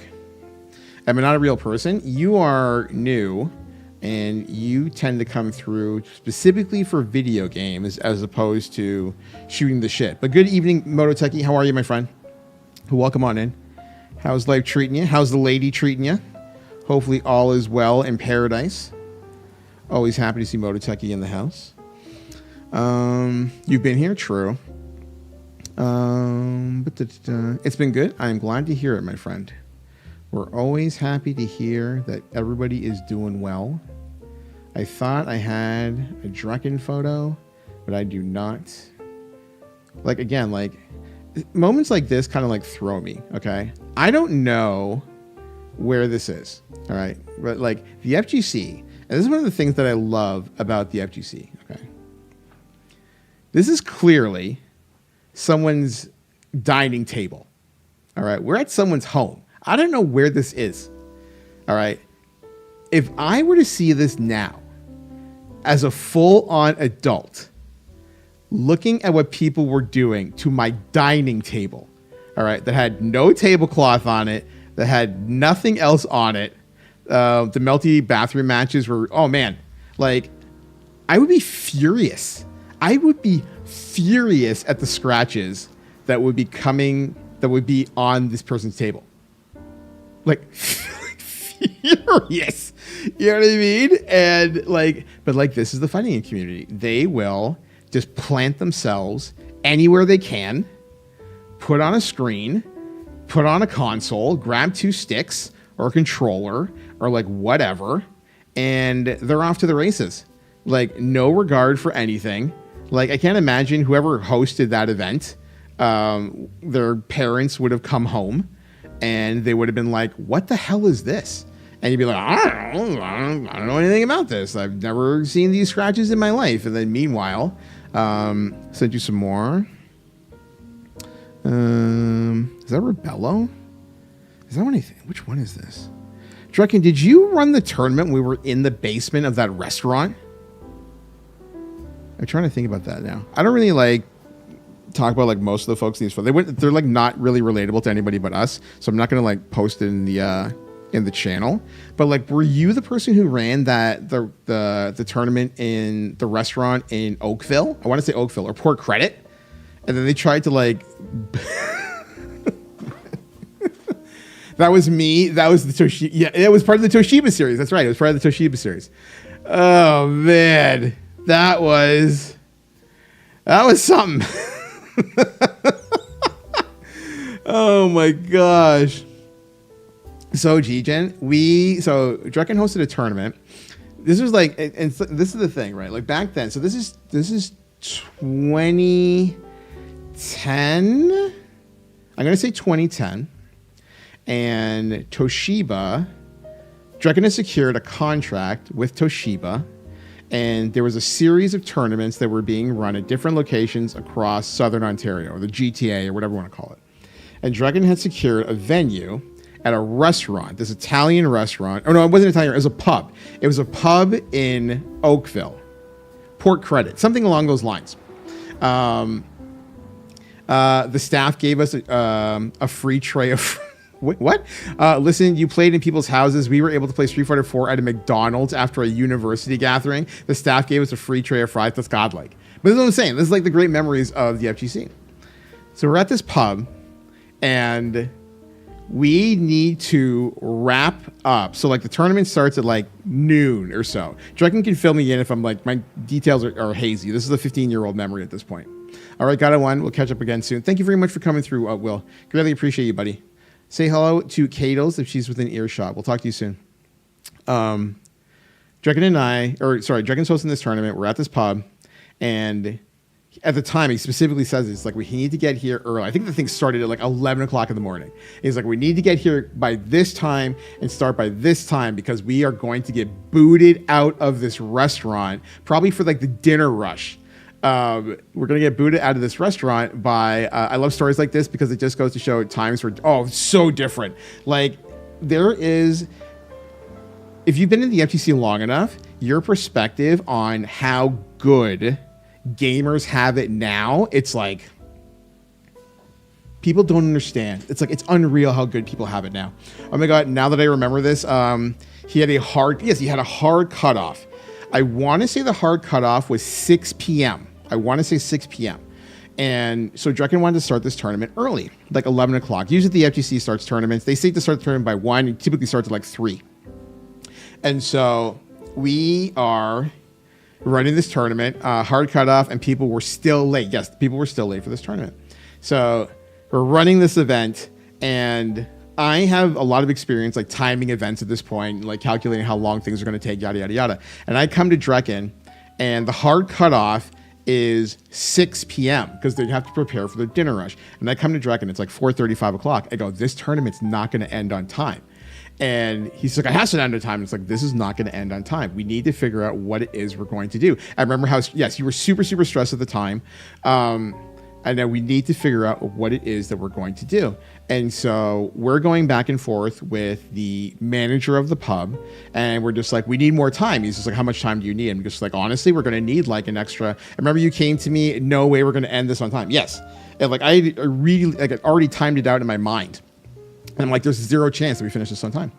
And they go, so I go to the manager at that point, and I'm like, Drekken's there, and he's running things. He's super stressed. And I go to the manager. I'm just like, hey, this is the situation. We're not going to end on time. He goes, how long is it going to take? I go, we're going to need another 2.5 hours. He's like, absolutely not. I'm just like, well, this is going to be like a really unfortunate situation if we can't finish this. You know, like we've been patrons all day and everybody's been like paying for food and getting drinks and all sorts of stuff. It's not like they're like bumming it up in your establishment. We need a means to like finish this event. He's just like, we need this space. It's like, it's rented out. I think he rented out the space to us until a certain time. And then he had a party coming in later. So his staff has to prepare for like the next party. And I'm just like, so like, what are we looking at here? He goes, you guys have like an extra, like, it was like a half an hour. He's like giving us like nothing. And so I'm just like, you have to give us something. He goes like, we can move you to the basement. And I'm just like, okay. And so you think when you think to yourself basement, you might think, oh, there's a party room or like something that downstairs in this basement. No, no, this was the basement of a pub. All right. Like you go down these rickety stairs and then there's storage facility. When I am talking like, it looks like a basement out of like Saw. You know what I mean? Like the story is. So he's just like the nice server that's working with us at the time. She like leads me downstairs and we lead downstairs and I'm just like, oh my fucking God. And so you come down, there's this dingy basement. And then on top of it, this isn't an open space. All right. They gave us a cage. All right, this is not an open basement. All right, they have like stairs coming down, and then it's a storage area, obviously for the restaurant on one side, and then fencing, and then they opened an actual cage, like a square cage. Oh my! I haven't thought about this in 15 years. Jesus fucking Christ! I wish I had photos of this. There's got to be photos of this somewhere. Oh my God. But because like I'm thinking about this Drekken because you sent me the photo and it has Rebello in it, and Rebello won that tournament, and I'm just like, they put us in a cage in a basement, Haze Flare. Like no word of a lie. They put us in a cage. And so like the FGC gives zero fucks. Zero. They're just like, what the fuck? Why we gotta move? And we're just like, they're moving downstairs. And you move downstairs, and everybody's just like, bro, what the fuck is this? Is there even like electricity? And they're just like, yep, there's outlets here. And so you plug in your whatever stations you need. All I could think was, oh my God, this is gonna be all over SRK. I'm done. Yeah, I think everybody. Like the thing is, like nobody bitched. You know what I mean? Like once we explain the situation, and the thing is, chat. I'm a motherfucker sometimes. You know what I told them? When they complain, I go, if you showed up on time, we wouldn't be in this situation. That's on you. That's how I dealt with all of their bullshit, right? Because the FGC will tell you that if this is the worst and this is bullshit and what the fuck, Drekken? And I'm just like, I just put them right back on them. Every last one of them. I go, this is your fault. If you had showed up at 11 o'clock when you were supposed to, we would have finished on time. But you didn't. You disregarded it. Oh yeah, gaslight the fuck out of every last one of them. And so we finished the event, and it's like there are definitely photos. I don't know, they're in like the doldrums of my Google photos somewhere, but there is absolutely footage of us, like a group of people. Actually, oh yeah, for sure. I will absolutely heap guilt on anyone and everyone I can in the FGC, because more often than not, they're just a bunch of assholes. They're good people and I love them, but they're assholes. So it's like, I can't remember the date. If I could remember the date, I would be able to find the photos in here, but I can't do it, which is really unfortunate. Drekken, do you remember what year it was? Gaslight, the fuckers were late. They took their freaking, they did, but like I said, we got moved into the cage of I want to say 2011. We got moved into the cage of the basement of a pub. And then the best part is when it's all said and so like we're like moving this thing along. FGC not showing up late to matches challenge, impossible. Absolutely. We're moving this thing along, okay? And on top of it, we're getting harassed by the manager because we're being too loud from our dungeon. All right, like this is the thing that like really threw me for a loop. The manager's like popping in and out every so often. He's like, you guys are disturbing the customers. I'm like, we're in a cage. Like there's nowhere left to go. All right, we're in a cage in a dungeon basement. All right, screams from the dungeon. That's exactly it, Mike. It screams from the dungeon. Somebody should have made a homemade collar and came up. Can you imagine? Like, it was just like, it's 2011. Is it March 2011?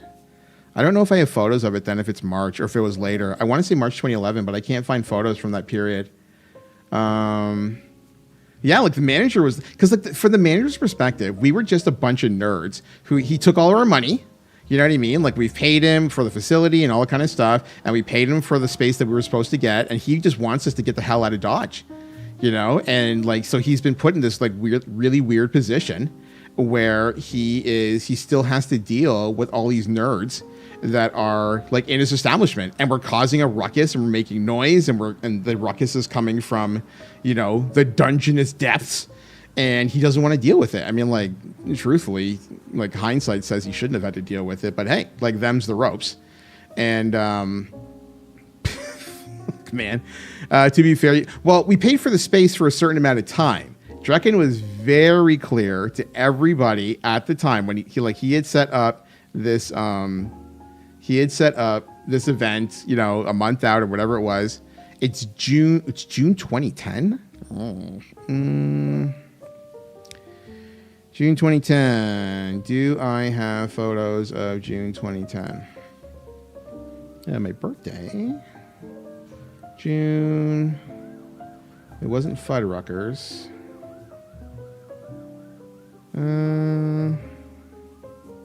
Nope, that's Buffalo. We used to travel to just so many tournaments. I'm just like seeing like random photos in my album, and it's so weird. I can see like a singular shot of something and then know the exact venue, like winners, like all sorts of stuff. Like my brain is just like the weirdest steel trap sometimes when it comes to this kind of stuff. No, I don't have any photos from that period, bud. I'm crossing every crossing every digit that I have that you find. I cannot find it.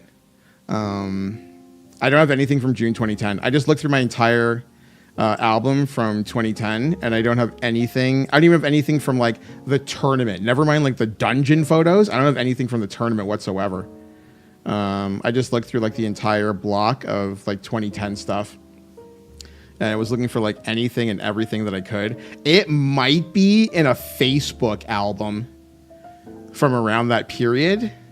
That's oh man, there's probably a ton of stuff on Facebook from this period that I don't have in Google Photos, because back then everything went on Facebook. I mean, like there's a lot of folks in here who are too young to appreciate what Facebook was before it became, much like Twitter, became a cesspool.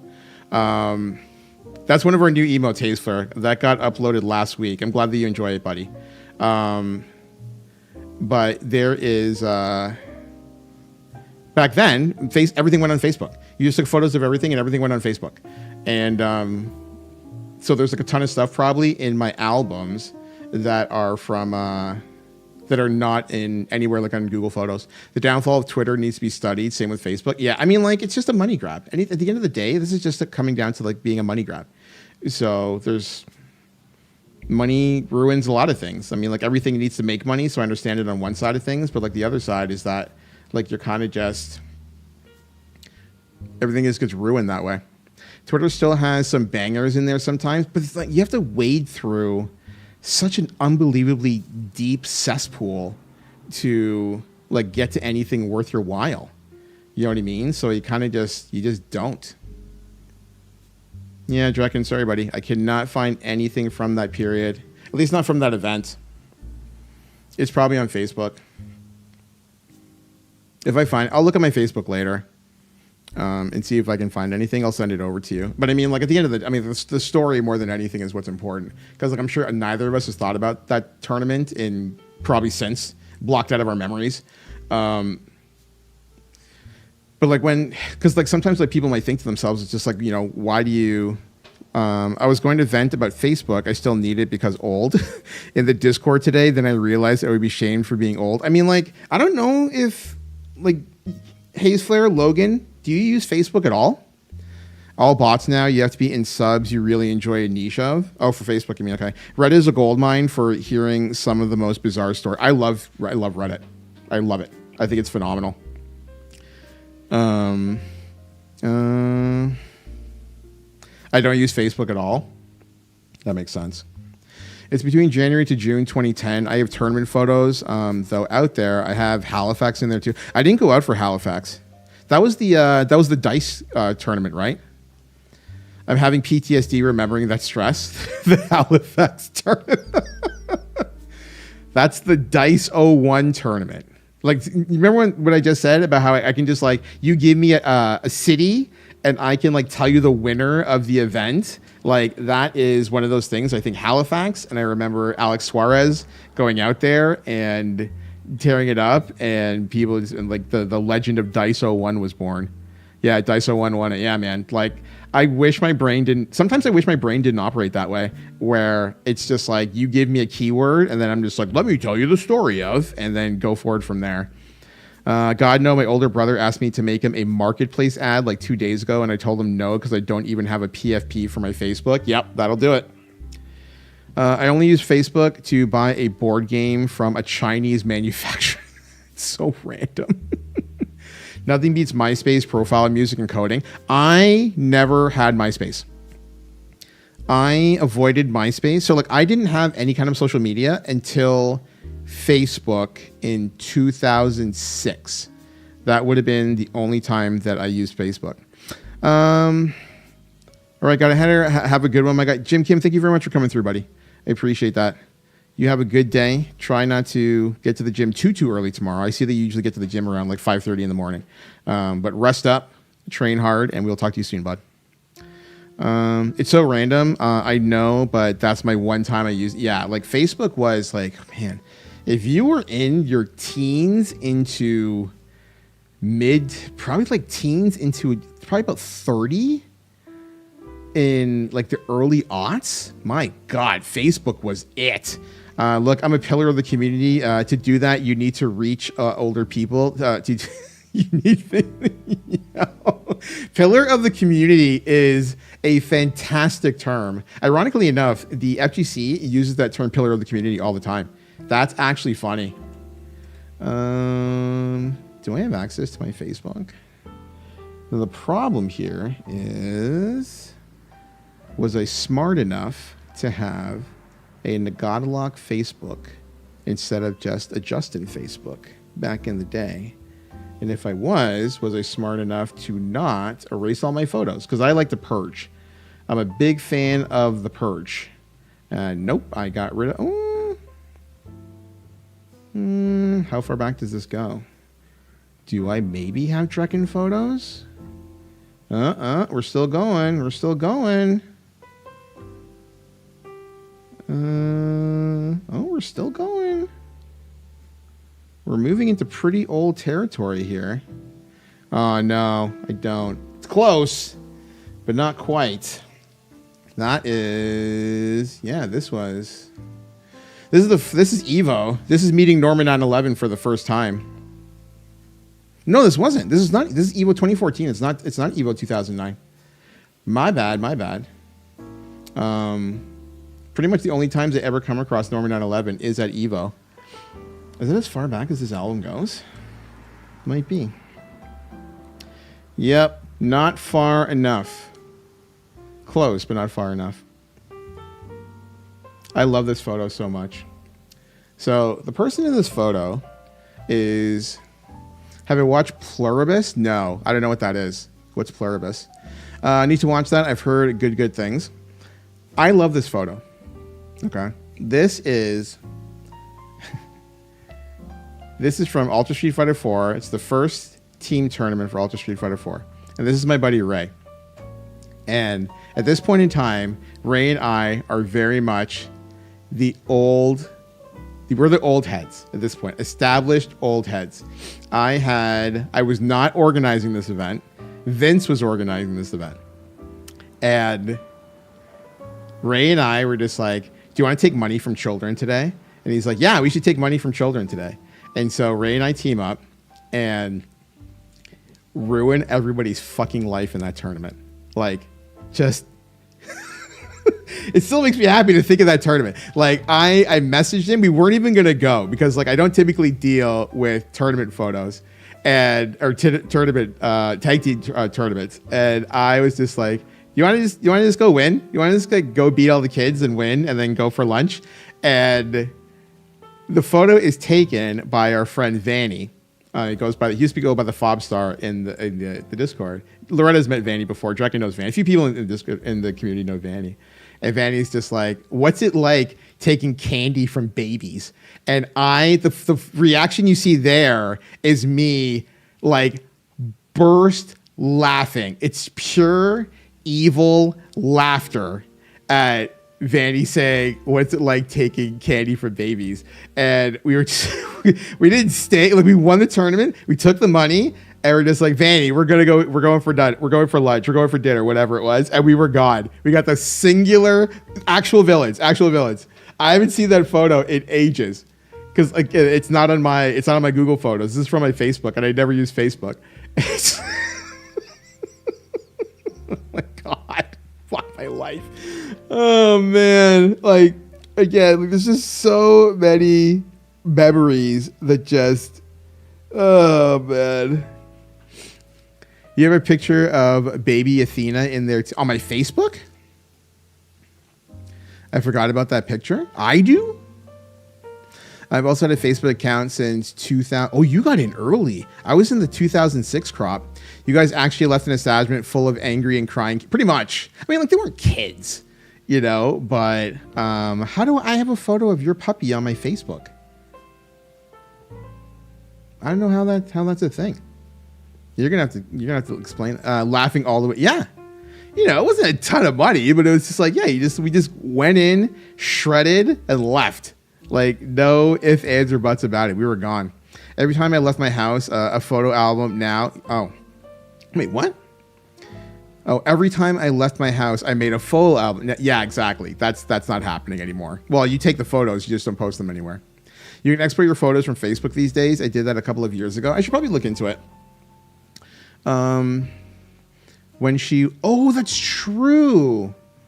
It's the photo of her watching the stream. That would have been like, I might still have, I don't know if it's on my, are you sure it's on my Facebook, Kitty? That's going to be hard to find. I'll look into it. I mean, like, it's probably around somewhere, but I don't see it off the top of my head right now. No. Still looking. I want to be sure before I say that I don't have it. No, I don't see it right now. I'll look for it though, Kitty. It's honestly probably in my Google Photos. If it's not here, then it's in Google Photos. Right. What is this? I dug this up today. Anyone not in this photo know the year and event? This is ECC. Okay, so when I was, if you were here at the beginning of the stream, I was telling the story about the East Coast Throwdown. And I was telling the story about Samir and Henry Sen and like all this kind of stuff. And so this is the group photo. And there's Jigabry in the back, who is egging me on. I'm sitting there like kneeling down like a dad in the middle. There's Samir on my left, aka your right. And this was the Toronto crew, mean mugging, probably just having come off of ready to have a scrap at the event. Like, this is so Toronto in a nutshell. You know, a bunch of skinny nerds who thought they were tough. And but yeah, it was just that was East Coast Throwdown. I think so today. Yeah, I wouldn't have even recognized it, but and there it is. Fuck Henry Sen at ECC. That is That is funny. There's so many just like random photos, like all over the place. Photos everywhere. What is this shot? This is from Drekken. I hate this photo of me, but I'm going to share it anyway. That's Drekken and myself. This is not that long ago. A couple of years. This is a few years ago. I just don't remember where it's from. It's relatively recent because I have the beard. How do I hate this? I hate my smile so much. How dare you look happy in a photo? This is relatively recent. I suspect because like the coat that I'm wearing, it's from Twitch Meetup 2019. So yeah, I was about to say there is certain clothing that I was wearing at that point in time, and that coat no longer fits, at least not for now. But I was wearing that definitely around 2019. It's a beautiful smile. This guy, I swear, absolutely not. Get that out of here. Twitch Meetup 2019. You were dancing up a storm that night, Drekken, if I recall correctly. That's one of the last... Was that the last time we ever went to the Hive? That's why I have this picture. I wanted to make you smile. I'm just like anti my own smile. I know how to explain it. I do hate my smile. I absolutely can't stand my smile. That would have been the last event at Raiders. The Hive, sorry. It would have been the last event at Hive because COVID hit afterwards, and we never hosted another event there. That was the end of the road. That was the very last event that would have been held at the... That's crazy to think about. Because they closed after that, right? Just get the lip injections and do duck face forever and ever. Why would I do duck face? I'm not doing any of the things you just suggested, my friend. I'm trying to see if there's photos from that. There are photos from that night, but I don't have photos of... I'm glad that Drekken's got that photo because I don't have that photo. Or I don't have any photos of the two of us from that night. There's group photos of... Man, it's crazy to think about. So, like, to put this in perspective, I talk to people about this all the time, about how there was a time on Twitch where it was far more about making friends than it was about getting ahead and making money and networking and all this kind of stuff. And we were talking about like the whole concept of like Twitter being like being a place to make new friends and all that kind of stuff, and how it became warped and what it is now. Twitch used to very much be like that, and like this is like a prime example. This is from was this PLE night? PLE night. Basically, it was more about community than a hustle, like Mr. Yes. Like, I mean, like at this point in time, people were starting to get a little bit of a hustle on. This is one of 2 years where like my channel actually made like money. Enough that it like actually like was on my radar. We lost it somewhere in the last 10 years and I don't know where we went wrong. Yeah. I think post-COVID, COVID was a game changer. I think a lot of people turned to Twitch as a revenue stream when they were locked down, and the entire culture changed at that point. Where you guys played table games and pied sells face? No. So pieing sells face is always a... it's the fundraiser on the day of fallback. That's the only time that you pie sells face is when we fall back and you do the... He does the fun. You used to do the 24-hour for what's it called? Kids, St. Jude's. He does 24-hour for St. Jude's, and he used to do that from the Hive, from Raiders every year. That is Animated Break. I haven't seen Animated Break since this. There's a lot of people I have not seen since this photo was taken in 2019. The only people that I've seen from this, so like for those of you unaware, the woman in the middle with like the beautiful hair, that's Peta's pants. If you're ever wondering, if you see her in the Discord, that's Peta's pants. That's Ledin right here. That's Digital Zin. Cal Rampage right there. Those four are in the Discord regularly. Yes, that is Peta's pants right there. That is Sammy. And so like they're still like, regulars with like within our community, but like everybody else is kind of just like Some people are not on Twitch whatsoever.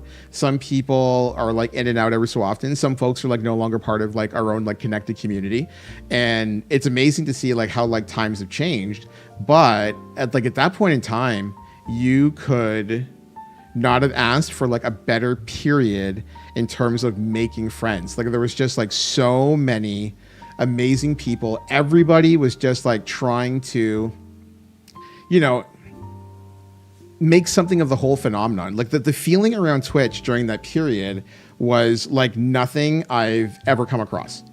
I don't think I'll ever come across it again because like there's only so many times where you can create that kind of magic.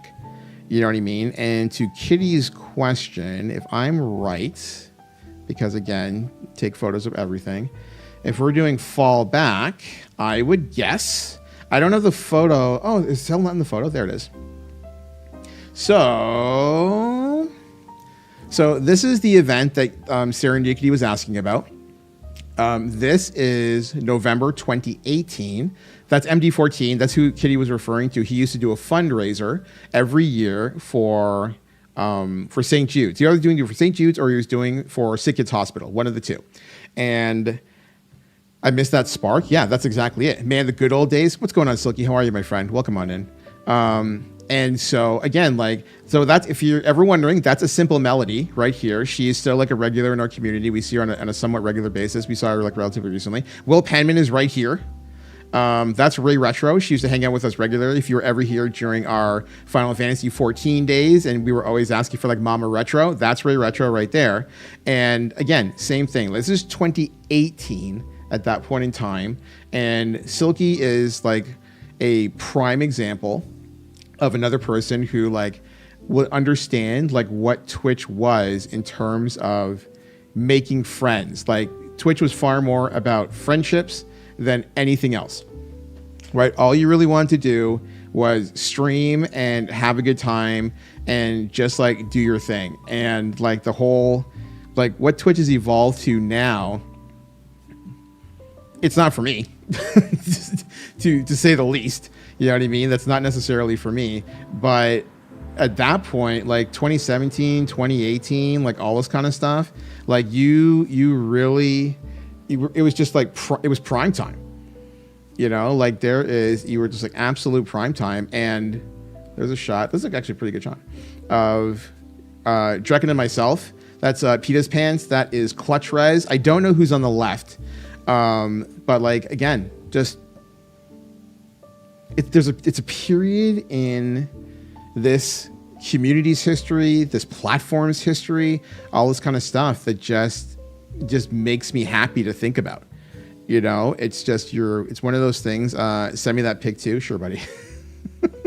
Do you want me to send you every photo that I have of you? Would that be helpful? I can probably just like put the word Drekken in Google Photos and it would probably come up. I can look into it. But yeah, there was just like so many times where you kind of like, again, like I like to like reminisce and like all that kind of stuff. And you think about like where this platform is now compared to what it was. And like the friends that you made and just Silky, if you're here, your husband smack in the middle, that's Lord Oni in the middle there, MD14. Zach Bussey has like blown up. Nowadays, he's pretty much like the foremost authority on like Twitch and streaming news in the space. And like Zach was just like a regular part of like the Toronto community for a long time. Again, like apparently Penman's trying to kiss my bald head. Melody and Ray, and it's just, look at the handsome hubby of yours. Absolutely. You know what I mean? Like, it was just such a great time, like right across the board. Ray and Melody. Yeah, like they were, I remember, you know what's funny? It's not funny because the more I've learned about mental health is the more I never should have done this. But that event was packed. Okay. Packed. As in fire code packed. We had 300 people. I believe that fire code was 250 and we were at outright capacity, literally overflowing onto the patio. There was literally no space for people to be moving. We probably should have been shut down. That's like peak time. And I was just getting to know A Simple Melody, and Ray Retro. They were roommates at the time. I knew Ray first. I knew Ray Retro first, and then I had met Melody. And Melody was super shy and an absolute sweetheart, but super, super shy. And so I was just like, oh no, we'll introduce you to some fun. We'll introduce you to some folks. It'll be great. You'll have like so much fun. And you know, I'll be like right there by your side. I was not there right by your side. What I did was I found a group of people who I knew were really great folks, just a circle. And I introduced Melody and they're like, hi Melody. And then I walked away. I threw her to the sharks. I just threw her to the sharks. And I was just like, she's gonna be fine. She'll swim. What did I say? What did I say to Ray? She'll swim or they'll eat her alive. And she's just like, that's not how that should work. I'm just like, she'll be fine. She'll be perfectly fine. And obviously, knowing more about social anxiety now than I did then, I would never have taken such a drastically awful approach to putting people into the mix. But she did swim, she did flourish, and she made a ton of new friends that night. And afterwards, I'd be horrified. Well, that's the thing. So, like, as I said, like you learn over time not to do things like that. But I was just like, no, that'll be great. She's not shy. It's fine. And so I threw her to the wolves. And then she managed to get through it. And she came back. She's like, why did you leave me? I'm just like, did you meet new friends? She's like, yeah. She's like, did you have a good time? She's like, yeah. I was like, okay. And she's like, but what? Did you make new friends? She's like, yes. I'm like, okay, good. Let me buy you a drink. You'll be fine. Good, but I do believe it's beneficial to go into the deep end sometimes. Yeah, you know, and so like, as Drekken writes, you know, scoffs at the notion of doing things. Yeah, it's basically a you're welcome moment. But it was really, really nice to, you know, one, to meet her, and two, to just be like, hey, we're throwing you in. We're just throwing you into the deep end, you know, and like have fun, you know, and like we used to just, it was good times. You know what I mean? It's just like really good times back then. This is a decent shot. Cow Rampage and I. And like things like this, I miss a lot. I haven't seen Cow Rampage since COVID. But we were in a Jack Astor's, which is like a big box like restaurant in like Mississauga, Ontario. And we would just like hang out on a regular basis. Just to a lot of like streamer buddies would just like hang out on a regular basis, because like on the other side of that table was, I think it was Jackie O'Manor and MD14. Phil had such a crush on him, he could still watch him on Twitch. Cow Rampage is on Twitch all the time. I would never do this anymore. It's a lot of booze. I don't really do that anymore. That's more booze than I care for. I'm clearly pleased with myself with my fishbowl.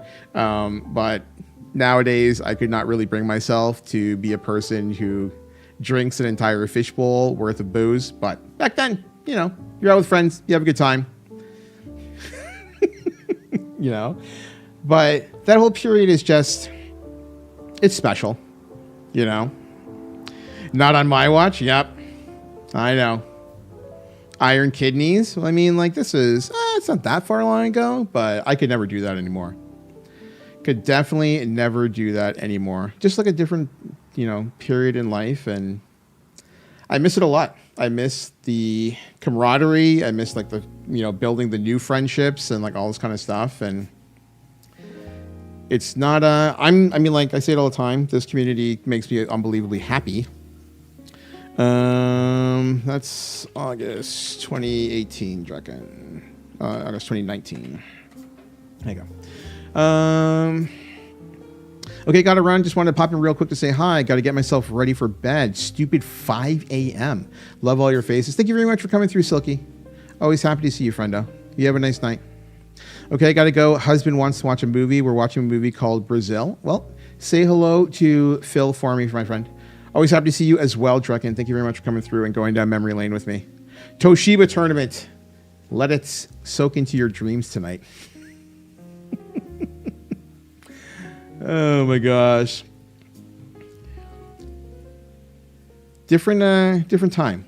You know what I mean? It's like a really different time in like all of our lives. And I don't know, like where the funny thing is that when I take a look at the platform now, I don't meet too many people because like you're kind of just like you've been around the block for so long that you're in this spot where you're just like, you know what, I've made enough friends. But like every so often, I change my mind and I try to make a few new friends here and there.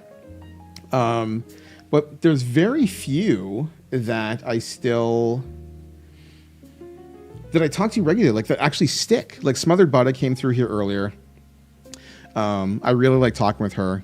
She streams on weekday mornings. It's typically like Monday, Tuesday, Thursday. And she's an absolute sweetheart, and she's very easy to talk to, and she's got a really nice community. And to put this in perspective, okay? So typically, if you're in the Discord, you see that I typically post in the morning, and I post like a random anime GIF to say good morning. I do that in a few Discords. And so I didn't post in Smothered Butt's Discord for like 3 days. And her like top mod, reached out to me. And he asked me, he's just like, are you okay?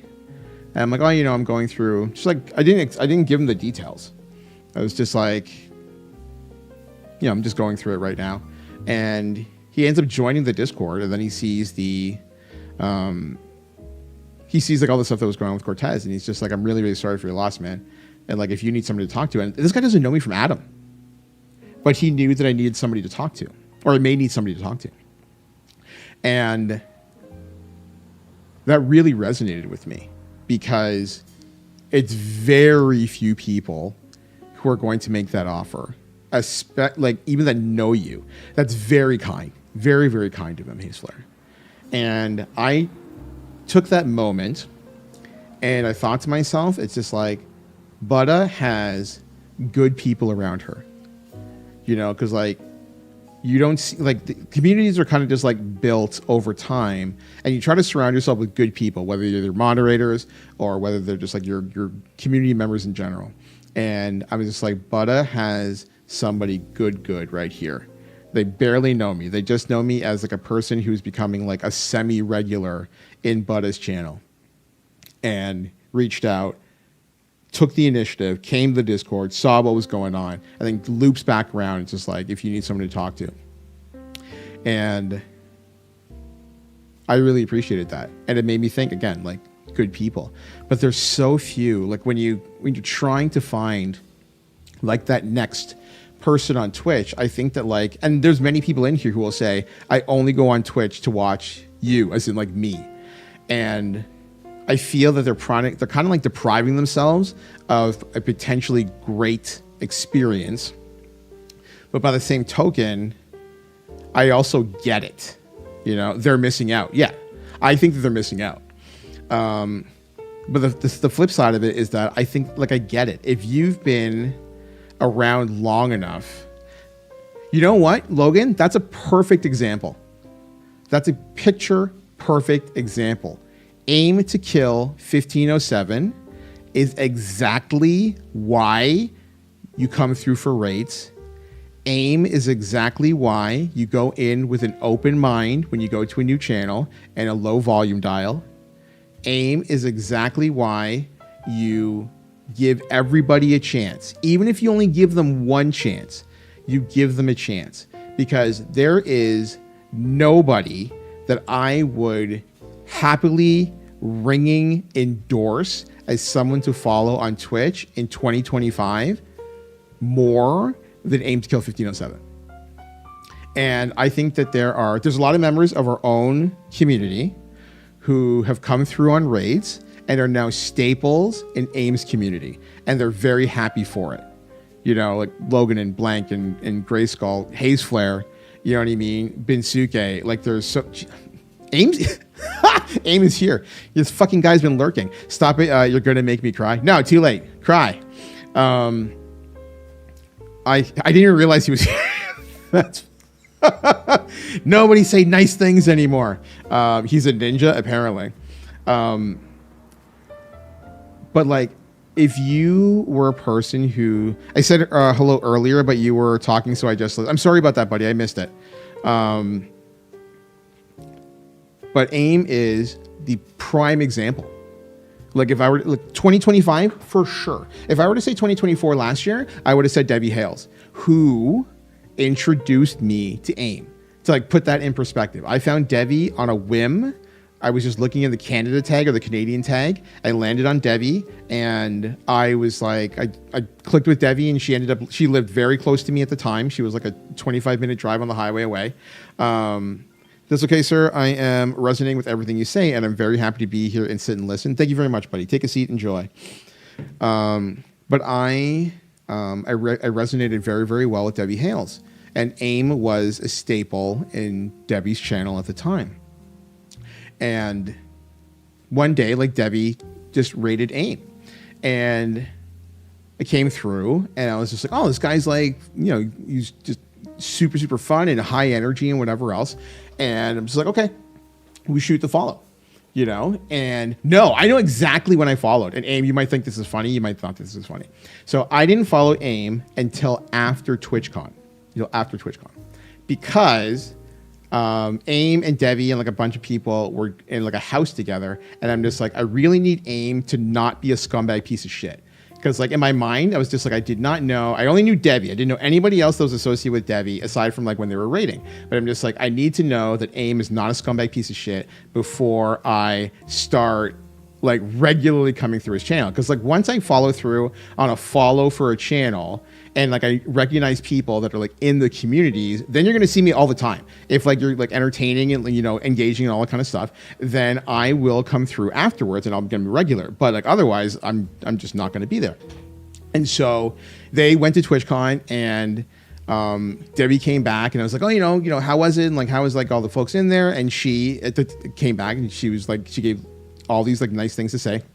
And she gave AIM like a ringing endorsement. She's like, super great guy, yada, yada, yada. I'm like, cool. And then on the next raid, I followed AIM at that point, and I've been a regular in his channel ever since. So this would have been like last October. So it's been a little over a year. No, I actually love this and appreciate it. I appreciate the follow that much more because I had to show my worth without even knowing. So that makes me, you know what I mean? And it's like a weird thing. Like, it's like, because people shouldn't have to go through that. But in my mind, I'm just like, I don't necessarily know him. He was just like and to this day, he is such an unbelievably enthusiastic person. And I was just like, when's the shoe gonna drop? You know what I mean? Like, there's got to be something. No, there's nothing. He's just fucking nice all the time. And I had to be sure. And she came back and she's like, yeah, AIM's great. And like ever since, I've just been a regular in his channel. And then like he pivoted. The fact that he pivoted over to Rivals has helped a lot. And like being able to like learn with him and coach him up and like all this kind of stuff. But like, and now our communities are they're just like fusion. You know what I mean? And I'm so happy to always raid because there's like I said, there's nobody else in 2025 that I would like. If the AIM is on, I raid AIM. It's very rare that I don't raid AIM, because like he's just like that good a person. I always feel comfortable leaving my people with AIM. I tell them all the time, like, I don't know if AIM ever like hears me say this, but I'm just like, turn your dial to a 4. Literally tell people every single time I raid, I go, turn your dial down to a 4 because you're not going to be ready for what's coming. And then I know for a fact that the last time I raided, Erin Go Bra came in on the raid. She did not turn her volume down. And then she DM'd me and she's just like, you weren't exaggerating. I'm like, no, I told you I wasn't exaggerating. You were coming into absolute like cocaine-laced chaos in the like best ways possible, and she's just like, I'll know for next time. Just like, you better follow. Don't fuck around. You know what I mean? Man, that means the absolute world to me. I can't thank you enough for the kind. Yeah, man.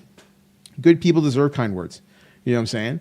And I hope, like the one thing that I hope for is that, is the new year will come. And, when the new year comes, a lot of people are like open to like new things and all this kind of stuff. And I'll be like, I will look for more people I do not want to play Rivals right now. What's going on, C-King? How you doing? I will look for more people to hopefully fulfill that. It's not like a space in your heart, whatever you want to call it. I still think you're awesome. Thank you. I appreciate that. I appreciate that you still think I'm a good person despite not doing the thing that you want, because a lot of people on Twitch would not say that. But as I said, like as I was going down memory lane, there's a space there that, like, in my heart, in my head, in my soul, all of it, that just is, it's never been quite the same since COVID. It's just that sense of community is lost, and slowly but surely, like the more people you find not doing things people want you to do is healthy, commendable. Thank you. I appreciate that, Sea King. That sense of community is lost and slowly, and I mean slowly, being rebuilt. And again, folks like AIM, I'm very, very, very happy to like always hang out with. Folks like Smothered Buddha, I always like. If you're not following Smothered Buddha, go follow Smothered Buddha.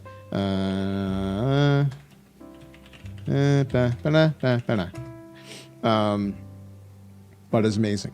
It's been such a slow, long, like, it's almost like a vetting process to find. Did you even know how to spell Smothered Buddha? Don't hate. All right. Would you have got it right? Don't yell at me. All right. You may not have got it right. I knew exactly what I was going for. All right. Hold that.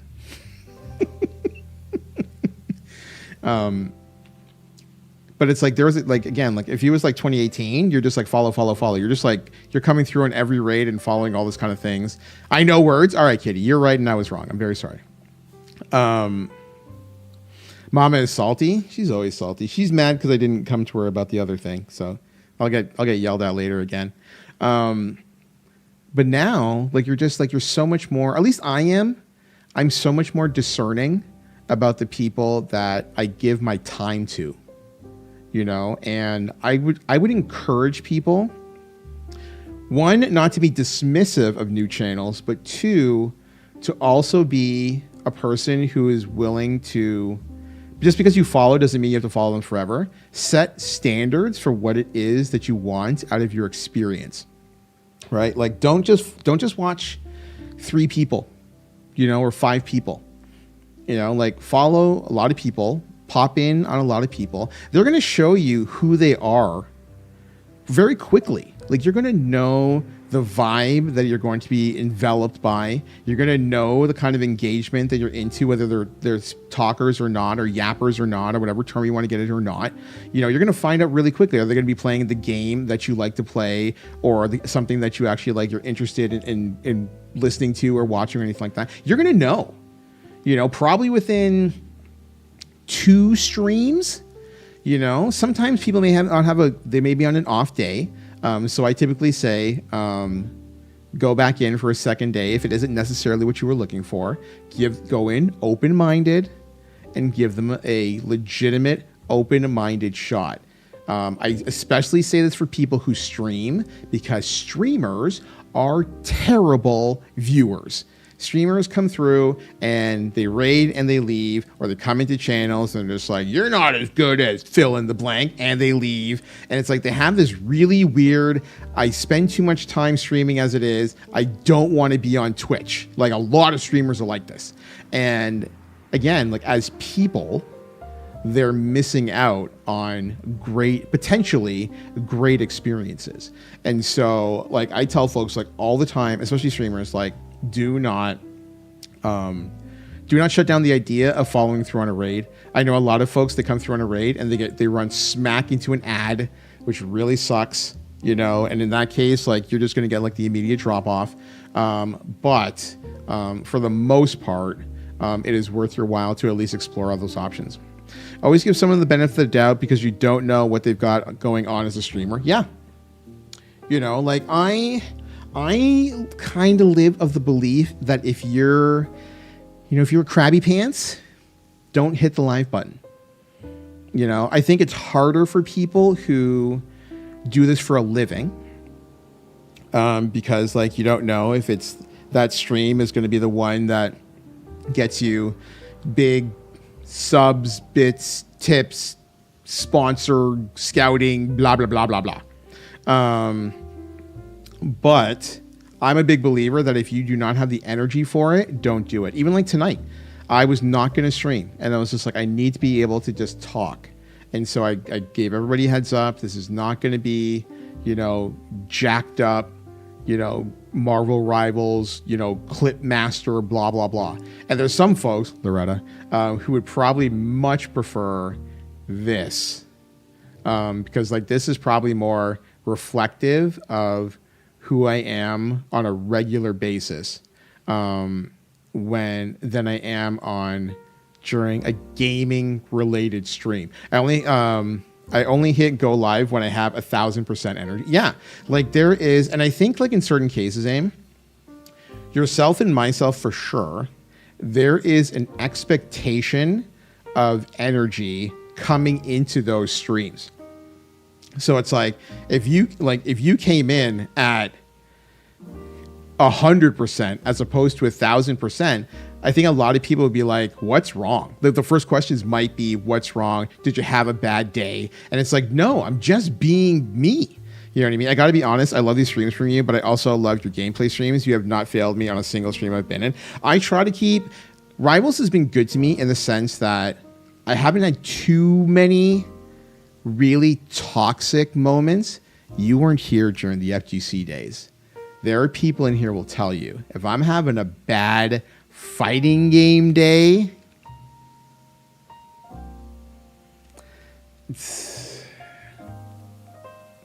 I don't care for internet justice. Yes, that's a Loretta-ism. If I've ever heard it, she does not care for the like crank to 110% version of me. She would very much prefer this all the time. I like both, but one is my cranked version is also obnoxious, like really obnoxious, which is an initial draw for many, but not typically sustainable for most. More of a yapping, just chatting guy, but not a knock on Nagata. I just have a harder time tuning in if it's a game I don't care about, i.e. Rivals. Yeah, it's a skill issue on my part. I love all the streams regardless, and I'm very, very fortunate. I'm always upfront about that I consider myself fortunate that there are people who have been coming and watching me on Twitch for years who absolutely do not give a shit about anything that I have on stream. All they care about is the conversation. They come through for a question of the day. They come through for me knowing that I will regularly take a look at the chat, even when I'm like, whatever you want to call it, locked in or concentrating or whatever fucking Gen A term it is nowadays. I will still always be consistently peeking at chat just to keep the conversation going. And I think that a lot of people appreciate that. And it's not something that a lot of streamers can do. I'm going for viewer streaks. Hey, whatever works for you, Sharpie. I'm down with that, buddy. Welcome back. There's a lot of streamers who are not wired that way. Again, like there's only so many times I can pump Aim's tires, but he's in that boat. Aim is regularly looking at his chat. Even when he's like in the middle of games, he tries to stay on top of things as much as he can. Never left, just been lurking tonight. Okay. I appreciate the lurk, my friend. That's probably like my biggest thing when I look for any streamer, to be honest with you. Can they hold a conversation? Can they hold a conversation? Can they hold a conversation in the midst of gaming? A lot of people can't do it, and it's unfortunate because that's pretty much going to make or break whether or not I stick around. Take me as an example. After all these years, and I still don't know how to play Dragon Ball FighterZ or Runeterra, but Nerf Rock and yes. It's like there's just like certain things that like people catch on to and they have a good time with. Like the Dragon Ball period of this channel is super, super special. It's my favorite time. We've pretty much almost every regular that has been in this community for a long period came through during the Dragon Ball era. And it has a special, special place in my heart. And it always will. Like always, always will. Always makes me happy. My goodness, it always makes me happy. All the tournaments and streams and everything, just everything. It made me look so unbelievably happy. But so many of our regulars came through here and saw the same lobbies and same flashy combos and said, I don't know what I'm watching. For 3 years, 2018 through 2021. a little over 3.5 years, and no clue what's going on screen. It's just a Dragon Ball FighterZ is a fighting game. Yes. It was this channel in every potential facet. Happy birthday 28. Yes, that's exactly it. You know, it's like there's weird words and weird phrases and weird terms, like all sorts of stuff. And this place grew, and so many of my friends were good to me in that it didn't matter what was on the screen. They came through. They made this place special. They made everybody feel welcome. Kitty, you know, he's here right now. Loretta's here right now. But it's like, you know, like back then, like obviously, like you know, rest his soul. Like Cortez, always in here. Kitty was always in here. Like back then, Heather was always in here. Kimchi Apple, Tetsuo. You know, like there's so many like good people, and like, you know, the times have changed, and we don't see a lot of folks that we used to. So like Gamer Stitch replaced Kimchi Apple. Kimchi Apple, that's such a weird period in our lives. That was Kimchi's Apple. Hello, Kimchi leaving was the first time I wondered if I really want to keep streaming. Like that hurt me when she left. It really, really hurt me when she left. But I mean, it was just like such a weird time because like we like saved her from the previous community that she was in, and then she just up and bounced. And I never got an explanation. I never got anything. She just said, I don't want to mod anymore. And I said, okay, I accept that at face value. And then she went right back to modding other people within my own sphere.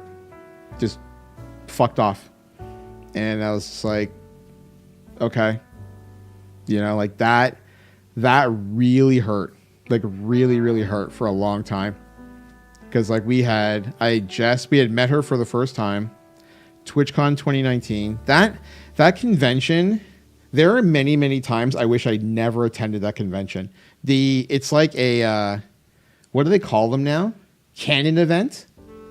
Is it a canon event? I think it's the proper term for it. It's like one of those things that is, it's one of those things that created a lot of really, really negative elements in my Twitch life. That one convention set off a lot of really awful branches. And there are times I think to myself, if I didn't go to that event, a lot of things are different. Like so many things are different. Just like friendships, the friendships that I've lost since that event directly stem from that event. And it always, like every time I think about TwitchCon, I'm just like, it was the pinnacle of like everything that was right coming into it. And then the fallout coming out of it was devastating, like absolutely devastating. And there's a lot of times I'm just like, I just wish I'd never gone, like never gone. But you kind of just like, you take it in stride, you know, like you can never know like what's going to happen. Convergence point. Thank you. I was trying to like figure out what the proper term for it is. But like, yeah, so much bad came out of that event. Like so much bad. And, but like one of them was the departure of one of our older mods. And it was just the weirdest thing because like we're going to tell the story. We're going to fill you in on some lore. So I was running tournaments at the time for Dragon Ball FighterZ, and we had a person who came through, and his name was Gurgak Games. And Gurgak's community was horrendous. Like, if you want to talk about toxic, like really, really toxic, this guy's community was it. Like, just fucking cesspool. Holy Christ. But as I was getting to know this particular player, because he was a regular in the tournaments, there was this sweet kid named Kimchi Apple. And so Gurgak comes through on a raid one day, and Kimchi comes through on the raid. She follows the channel. And then like over time, she just kind of like stopped going to Gurgak's channel, and she would only come She would basically only come into my channel. And at the time, I was streaming 5 or 6 days a week. I was streaming at least Monday, Thursday, Friday, Saturday, Sunday, at least every single week during that period. So like I would see her like all the time. And then after a while, I was just like, are you don't really like hang out with like Guriak anymore? And she's like, no, they really bully me. They were just really awful to her. She was a kid. Like she was a like kid. And so we kind of like took her in, so like we took her in. She was around all the time. I had made her a mod. I introduced her to MD14 and Zach Bussey, and she became a mod there too. And she was the baby. Like Sarah Nickety will tell you, like Kimchi was the baby of the group. Like there's no other way to put it. And so she's out on the West Coast, and TwitchCon was out on the West Coast. And so I thought this was a great opportunity to meet as many of my mods as possible. Kitty couldn't make it, but at the time, we had 7 mods. There was Kitty, like I said, who couldn't make it. Cortez, Tetsuo, Kimchi, MD14, Zach Bussey. Yeah. And then, no, Heather was no longer a factor. So, that's not the right term. Anyway, it doesn't matter. So I was just like, this is a great opportunity to like meet as many of the mods as possible. So MD, I already knew MD and Zach, and then Tetsuo came out, and Kimchi, I was just like, Kimchi, you should come. And she's just like, oh, I don't know if I can make it. I can't afford it. I go, I will fly you there. That is how much I want to like meet you and like have you like meet all the rest of the mods. I will fly you in. I will take care of everything for you. I'll just fly you in, not a big deal. And she's just like, okay, well, like, I don't feel comfortable with you flying me in. I'm just like, I'm going to come in with my sister. And so her sister and her drove in on the Sunday, and like, I took care of her pass. I took care of everything. Anything she needed, I took care of. I was just like, absolutely, no problem. I will take care of anything and everything. You need passes for you need passes for your sister. I'll take care of all of it. And so she came. And she showed up that morning, and we went to the convention, and we had a really nice time. And then she went to not a party. There was a meet and greet. She went to a meet and greet. I went to lunch with somebody else, and I was like, I'm going to meet up with you all later. And then I was just like, before you all head back, I'm going to host a dinner for Kimchi. I'm just like, we'll have a dinner for you, and everybody get to meet you, and then we'll do all this kind of stuff. Because I was very much like, I want you to feel welcome. It's like I said, you're the baby. Come on in. We're gonna do the whole thing. We'll do it upgrade for. I think it might have been her birthday. It might have been her birthday. There was something going on, but I was very motivated to be like, have this be a special thing for Kimchi. And so I come back from lunch. I'm walking back to the convention from the convention floor. They had gone to the meet and greet, and I get a text from MD14, and no, I get a text from, might have been Zach. It's irrelevant, and he's just like, Kimchi's going home. And I'm like, what do you mean Kimchi's going home? And she's like, she's gonna go home. I'm like, did something go wrong since at the meet and greet? She's like, I don't know. I'm like, okay, well, somebody needs to fill me in here, because like we have dinner plans at like this place at this time, and like they're not going to give us these dinner plans if we're like, it's a huge group. It's like 12 of us, I think, at the time. It's like, if you don't have your whole party, like the restaurant's not going to honor your reservation. And they're like, they want to go home. And I'm like, okay, sure. So I go in full scramble mode. And I get everybody that I can get, because like we're scattered like all over the place. The only thing everybody knows is that they need to be at the restaurant for whatever, 7 o'clock. We'll just say 7 o'clock. And so I get a hold of MD14, and I get a hold of like Tetsuo, because like your mods. And I was just like, we need to get back to the house, and Cortez. And I'm just like, we need to get back to the house. Kimchi wants to go home. And everyone's like, what the fuck are you talking about?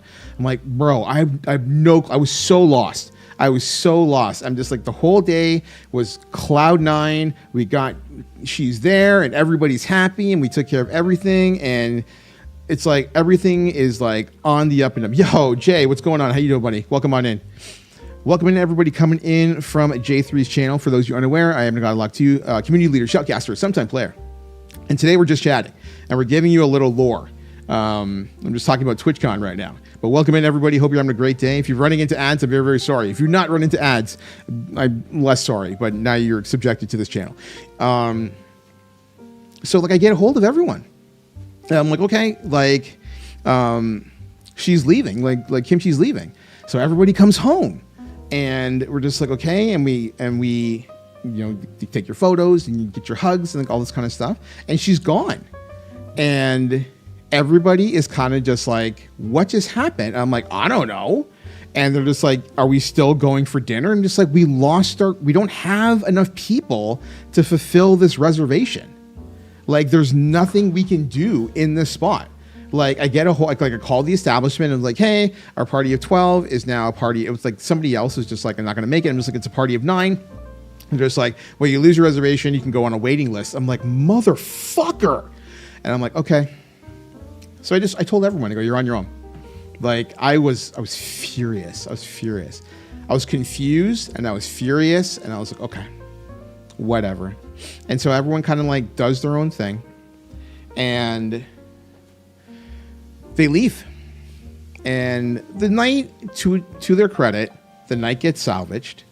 I ended up, and like, bless her heart, I get a hold of Mac and Cheese Please. One of these days, I'm going to find Mac and Cheese Please on a raid, and I will send you all over to her if you're not already following her. Mac and Cheese Please is legitimately one of my oldest friends on Twitch. She is an absolute gem.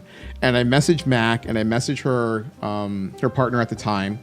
And I was just like, Mac, Drew, like, what are you guys up to? And they're like, oh, we're going for like tacos. I'm like, look, I do not want to do this, but I could use a friend right now. Can I third wheel? And they're just like, really? I'm just like, yeah. Can I third wheel, please? Like, I was like,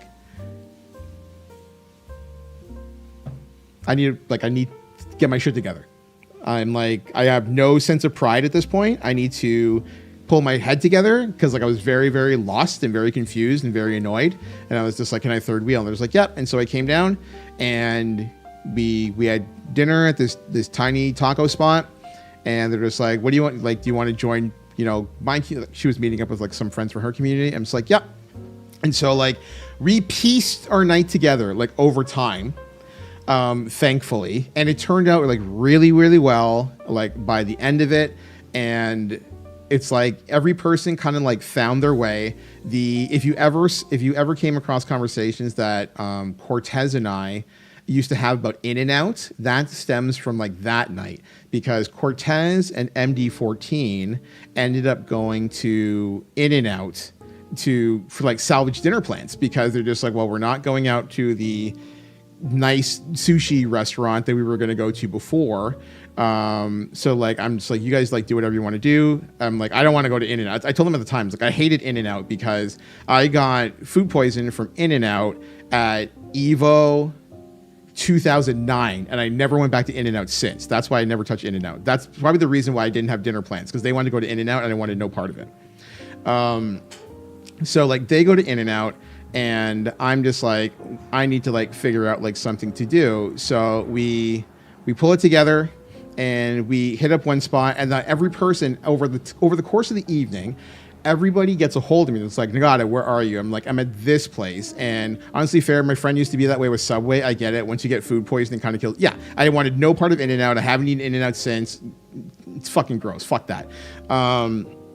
So I was like, I'm hanging out with Mac and Cheese Please right now and Jeez and Crow. And they've got plans. Like, I'm at this thing. I don't know if I can impose. And so like I touch base with them, just like, hey, can I bring my friends here? Do we have space for this? And so they're like, yeah, we absolutely. And so like we all pull it together, and then we ended up going for everybody got to like have drinks there. We went for karaoke at another spot. And the karaoke bar was a really, really great time. And Caro Cat tore the house down. Carrot Cat was there. She tore the house down. This is at like 1 o'clock in the morning that night. And the whole place like lost their shit. Carrot Cat can sing like a motherfucker. And most people don't even like realize it. But Carrot Cat can sing like unbelievably. And so we go to the karaoke bar and we pull it together. But the only thing I can think about at the time is that I didn't understand what happened. I couldn't figure out why this night, because like I am, like you all know me at this point, I'm a planner. Like I set things in motion. I don't like when plans go awry. Like I don't like when things like fall off. You know what I mean? So I wanted to like figure out what's going on. And so we get back and Kimchi just stopped showing up. She just stopped showing up in the channel. So like 3 weeks goes by and I am out at Fan Expo. I remember I was in downtown Toronto and I was at the Metro Toronto Convention Center. I can't remember what I was there for. It might have been Canada Cup. And I called her. I was just like, this is how you know what I mean? I'm just going to call. And I called her and it's like, hey, how's it going? Yada, yada. And I was just like, I haven't seen you in a while. And she's just like, I don't want to mod anymore. And I was like, okay. And she's just like, I appreciate you guys, having me and everything. I was like, did everything, was there something wrong? Like why you went home? She's just like, I wasn't feeling well. I was like, what am I supposed to say at that point? You're a fucking liar. And it's like, no, just let it go. So I was like, okay. And she's like, I don't want to mod anymore. I kind of just like, I'm burned out on modding. I'm like, okay. You take it at face value. I'm just like, I'll see you soon. Like I had no reason to believe otherwise why I would never see her again.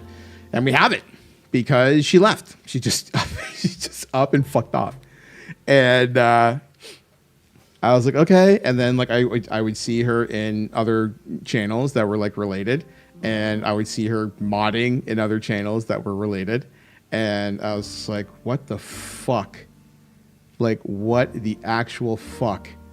And I'm like, okay. And like, that was like, that's only one. I'm not going to get into all the different stories that came out of TwitchCon. But like, that one always like hits me like right in the heart. That it's like, there are folks out there who you can do nothing but good by them. Right? Like we pluck this person like out of an absolute shit show situation, and I'm just like, we want you at TwitchCon. I will, pay your parents' mortgage to make sure you can go to TwitchCon. And she comes out and we take care of everything. And and that kind of stuff resonates with me in the worst ways possible. Like the worst ways possible. And then on top of it, she walked away from Cortez's channel as well.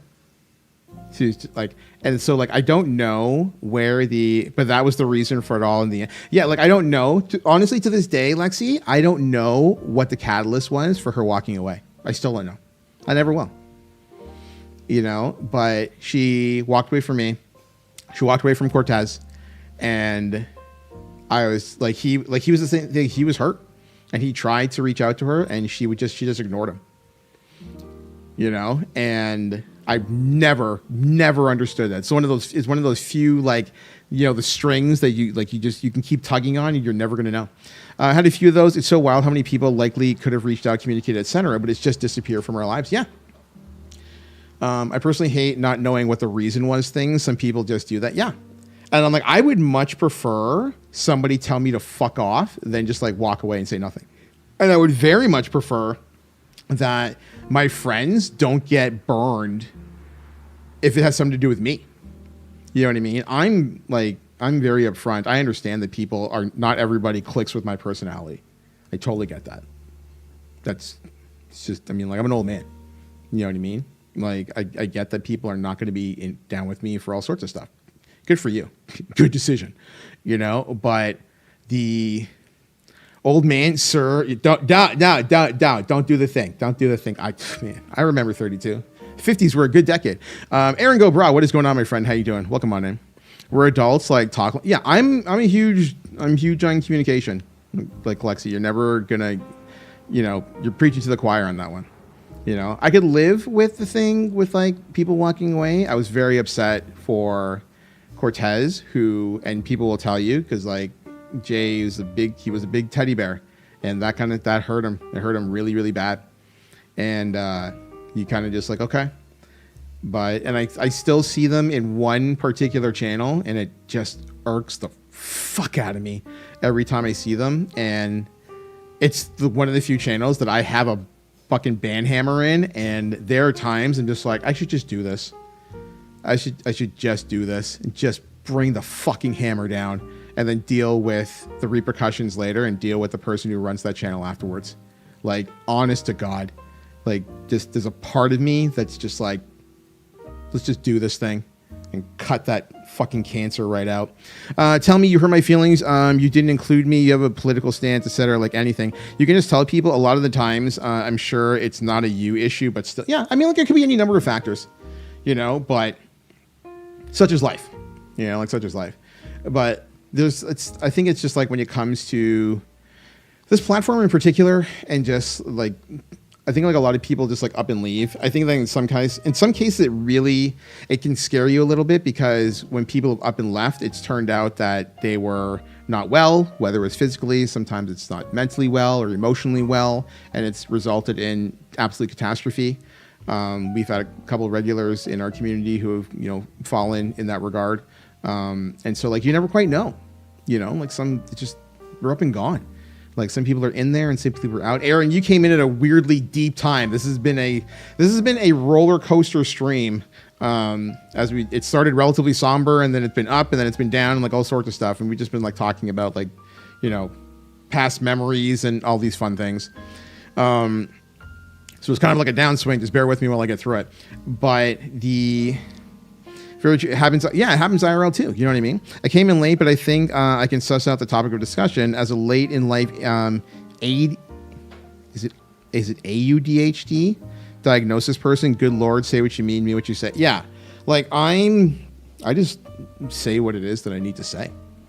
You know, and just like autism plus ADHD. Okay, I'm out of the loop on that kind of stuff. I will ask. I'll be upfront about this. I asked Mishu about all that kind of stuff because I am so completely out of the loop, even though it's funny. I saw Loretta a couple of weeks ago, and I was telling her that Mishu thinks that I have undiagnosed ADHD. And then I was telling a story that gets derailed about 3 different times, but my storytelling style is such that I can loop back and make it work and connect. And Loretta's like, I'm at the second disconnect, and Loretta's like, you absolutely have undiagnosed ADHD. And I'm like, yep, that sounds about right. All right, on that note, I got to knock you out. Have a wonderful night. J3, thank you very much for coming through. Appreciate the raid as well, my friend. You have a nice night. Hey, as long as I always circle back. I'm a big believer in like complete the story. Thank you very much for the shout out. J3 is a long time friend of the channel. Met J3 back in 2019. I want to say 2019. Michelle told me I have to be neuro as well. She be diagnosed and left and right. Yo, Mishu knows. When I have mental health questions or anything along those lines, I just like message Mishu. Just like, here are the things. Tell me the stuff. And she always knows her stuff. She's got D&D today. We only got a quick shout from Mishu, and then she was gone. I tend to derail my stories by trying to include all of the minutia, which are important to me, but not the story. The people hearing the story. So there is the art of storytelling is one that I've been blessed to have been taught by very good storytellers in my life. But the flip side of it is that carrying enough charisma, I'm not trying to toot my own horn, I'm just trying to get to the point. Carrying enough charisma allows you to derail your own story, and people will still latch on while you get there, right? But if you have too many details in your story and you're not able to articulate yourself or get through it in a means that's going to hook, it's tough. It is really tough. There's not a lot of people that can tell a good story. You know what I mean? I like to think my charisma stat is high enough that most of the time I can swing it. Not only is your charisma stat high, you have an extraordinarily pleasant voice. So I'm like, yes, like I will absolutely sit down and listen to you tell me anything that you want to tell me. You know, you got to be a good yapper for that. Oh yeah. What do you mean, really? Do you not listen to your own streams? Kitty, you're playing Hearthstone? Dimed out. You should listen to your own voice. It's very nice. I've never had anyone tell me about my voice. What? So I subscribe to the mantra on Twitch that visuals grab, audio retains, right? I can't stay in a channel if the person who is streaming has a voice that grates on me. And like the weirdest thing is, and like I don't give a shit what anybody says. There's a lot of people who follow channels, especially if you're men. If you follow channels because like sometimes like you see like a thumbnail or whatever and it's like, oh, she's really pretty. Let me just check out this channel. I don't think there's anything that is the true climb the roller coaster and then plummet and scare the hell out of you than going into a channel based on the idea that she's really pretty. I wonder what her voice sounds like. And then it's like, and it just makes you want to die in your soul. And I'm sure that there are, I'm sure there are many people who probably don't appreciate my voice at all. But he takes my stream hunting with him, and now I'm spoiled with what I listen to. Yo, I've done this with Kitty. So like Kitty understands the rules of me stream hunting. Okay, one is that you have to be able to respond within a minute. Two, I want to be able to look at you, and if you think that's shallow, whatever, I don't give a fuck. All right. Like I know that like, especially being sponsored by like fatfuck.com, I know that I need to draw because like, I'm not, is AIM still here? Can I talk up AIM for a second? Whatever. I'm not AIM. All right. AIM's pretty. All right. I ain't AIM. I got to draw in a different way. I'm fucking charismatic as fuck. All right. That's how I'm drawing. I got to be able to pull that way. AIM's got, I ain't talking about AIM's nips, but AIM's a pretty man. But like, it works both ways, right? People get drawn in visually, but they are retained via audio. They're trained via like the voice or the charisma or the jokes or the engagement or like whatever else. You have to be able to have a voice that isn't going to like grate on people's soul. And so like there's a lot of channels I've gone into where I'm just like, I can't listen to you at all. You know, like I hate this entire experience. So in Erin's case, she has a very pleasant voice. She's very easy to listen to. Absolutely. I don't know if did we give Erin a shout out? Are we able to give Erin a shout out? Because we just shouted out J3. Is that possible, Katie? I don't know how this works because you're a better mod than I am. It is. Oh yeah, he's got an emote. That would actually do it. So like, you take a look around like the landscape of Twitch. And there's just like a lot of people whose voices are just like no shot. Thank you very much. If you're not already following Erin Go Bra, for the love of Christ, go do it. She's fantastic. She's very sweet. I have nothing but love and respect for Erin. She's a gem. And I would strongly, strongly suggest that anybody and everybody make sure to click the heart and shoot her a follow. I know that she would appreciate it. What about the snort laugh? It's part of who you are. I love it. Exactly who you are. Why would anybody give you if anybody gives you a hard time about your snort laugh, you should punch them in the nose so they can't breathe. And then when they breathe heavily, they have to snort. That would be instant justice. All right. You should think about that if anybody ever gives you a hard time. Why do you always know when I'm emotionally fragile and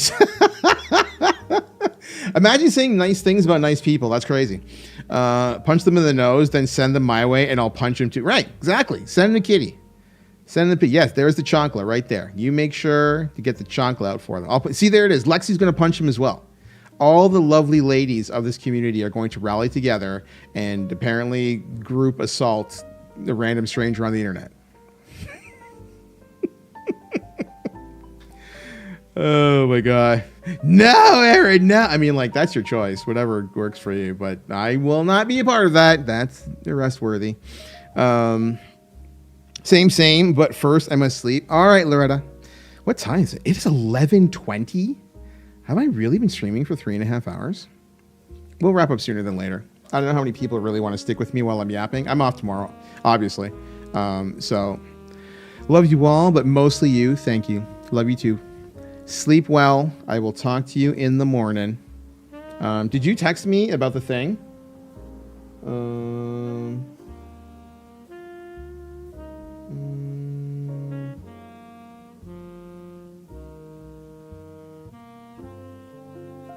I don't know if you texted me about the thing. No, I said we need to discuss. Okay. I lost track. There's like a million texts because my phone's been off, or like muted or whatever you want to call it. I'm like sidetracked. There's like a million things that I'm like looking at my phone. I shouldn't have looked at my phone until afterwards. Where are we here? Yes. So the bottom line is that you should assault everyone that gives you a hard time about the snort laugh. This is pretty much it. Okay. I'm like derailed now. My brain is not in the right space. So I think we're probably going to use that as a means to make an exit. Loretta is making her exit. I think we're all going to make our exit because it's like one of those moments where I kind of like wish I had stayed ignorant of the time because like now I'm aware of the time and I was just like, oh my gosh, like we should not be here. I'm going to raid Kitty. Is Kitty streaming right now?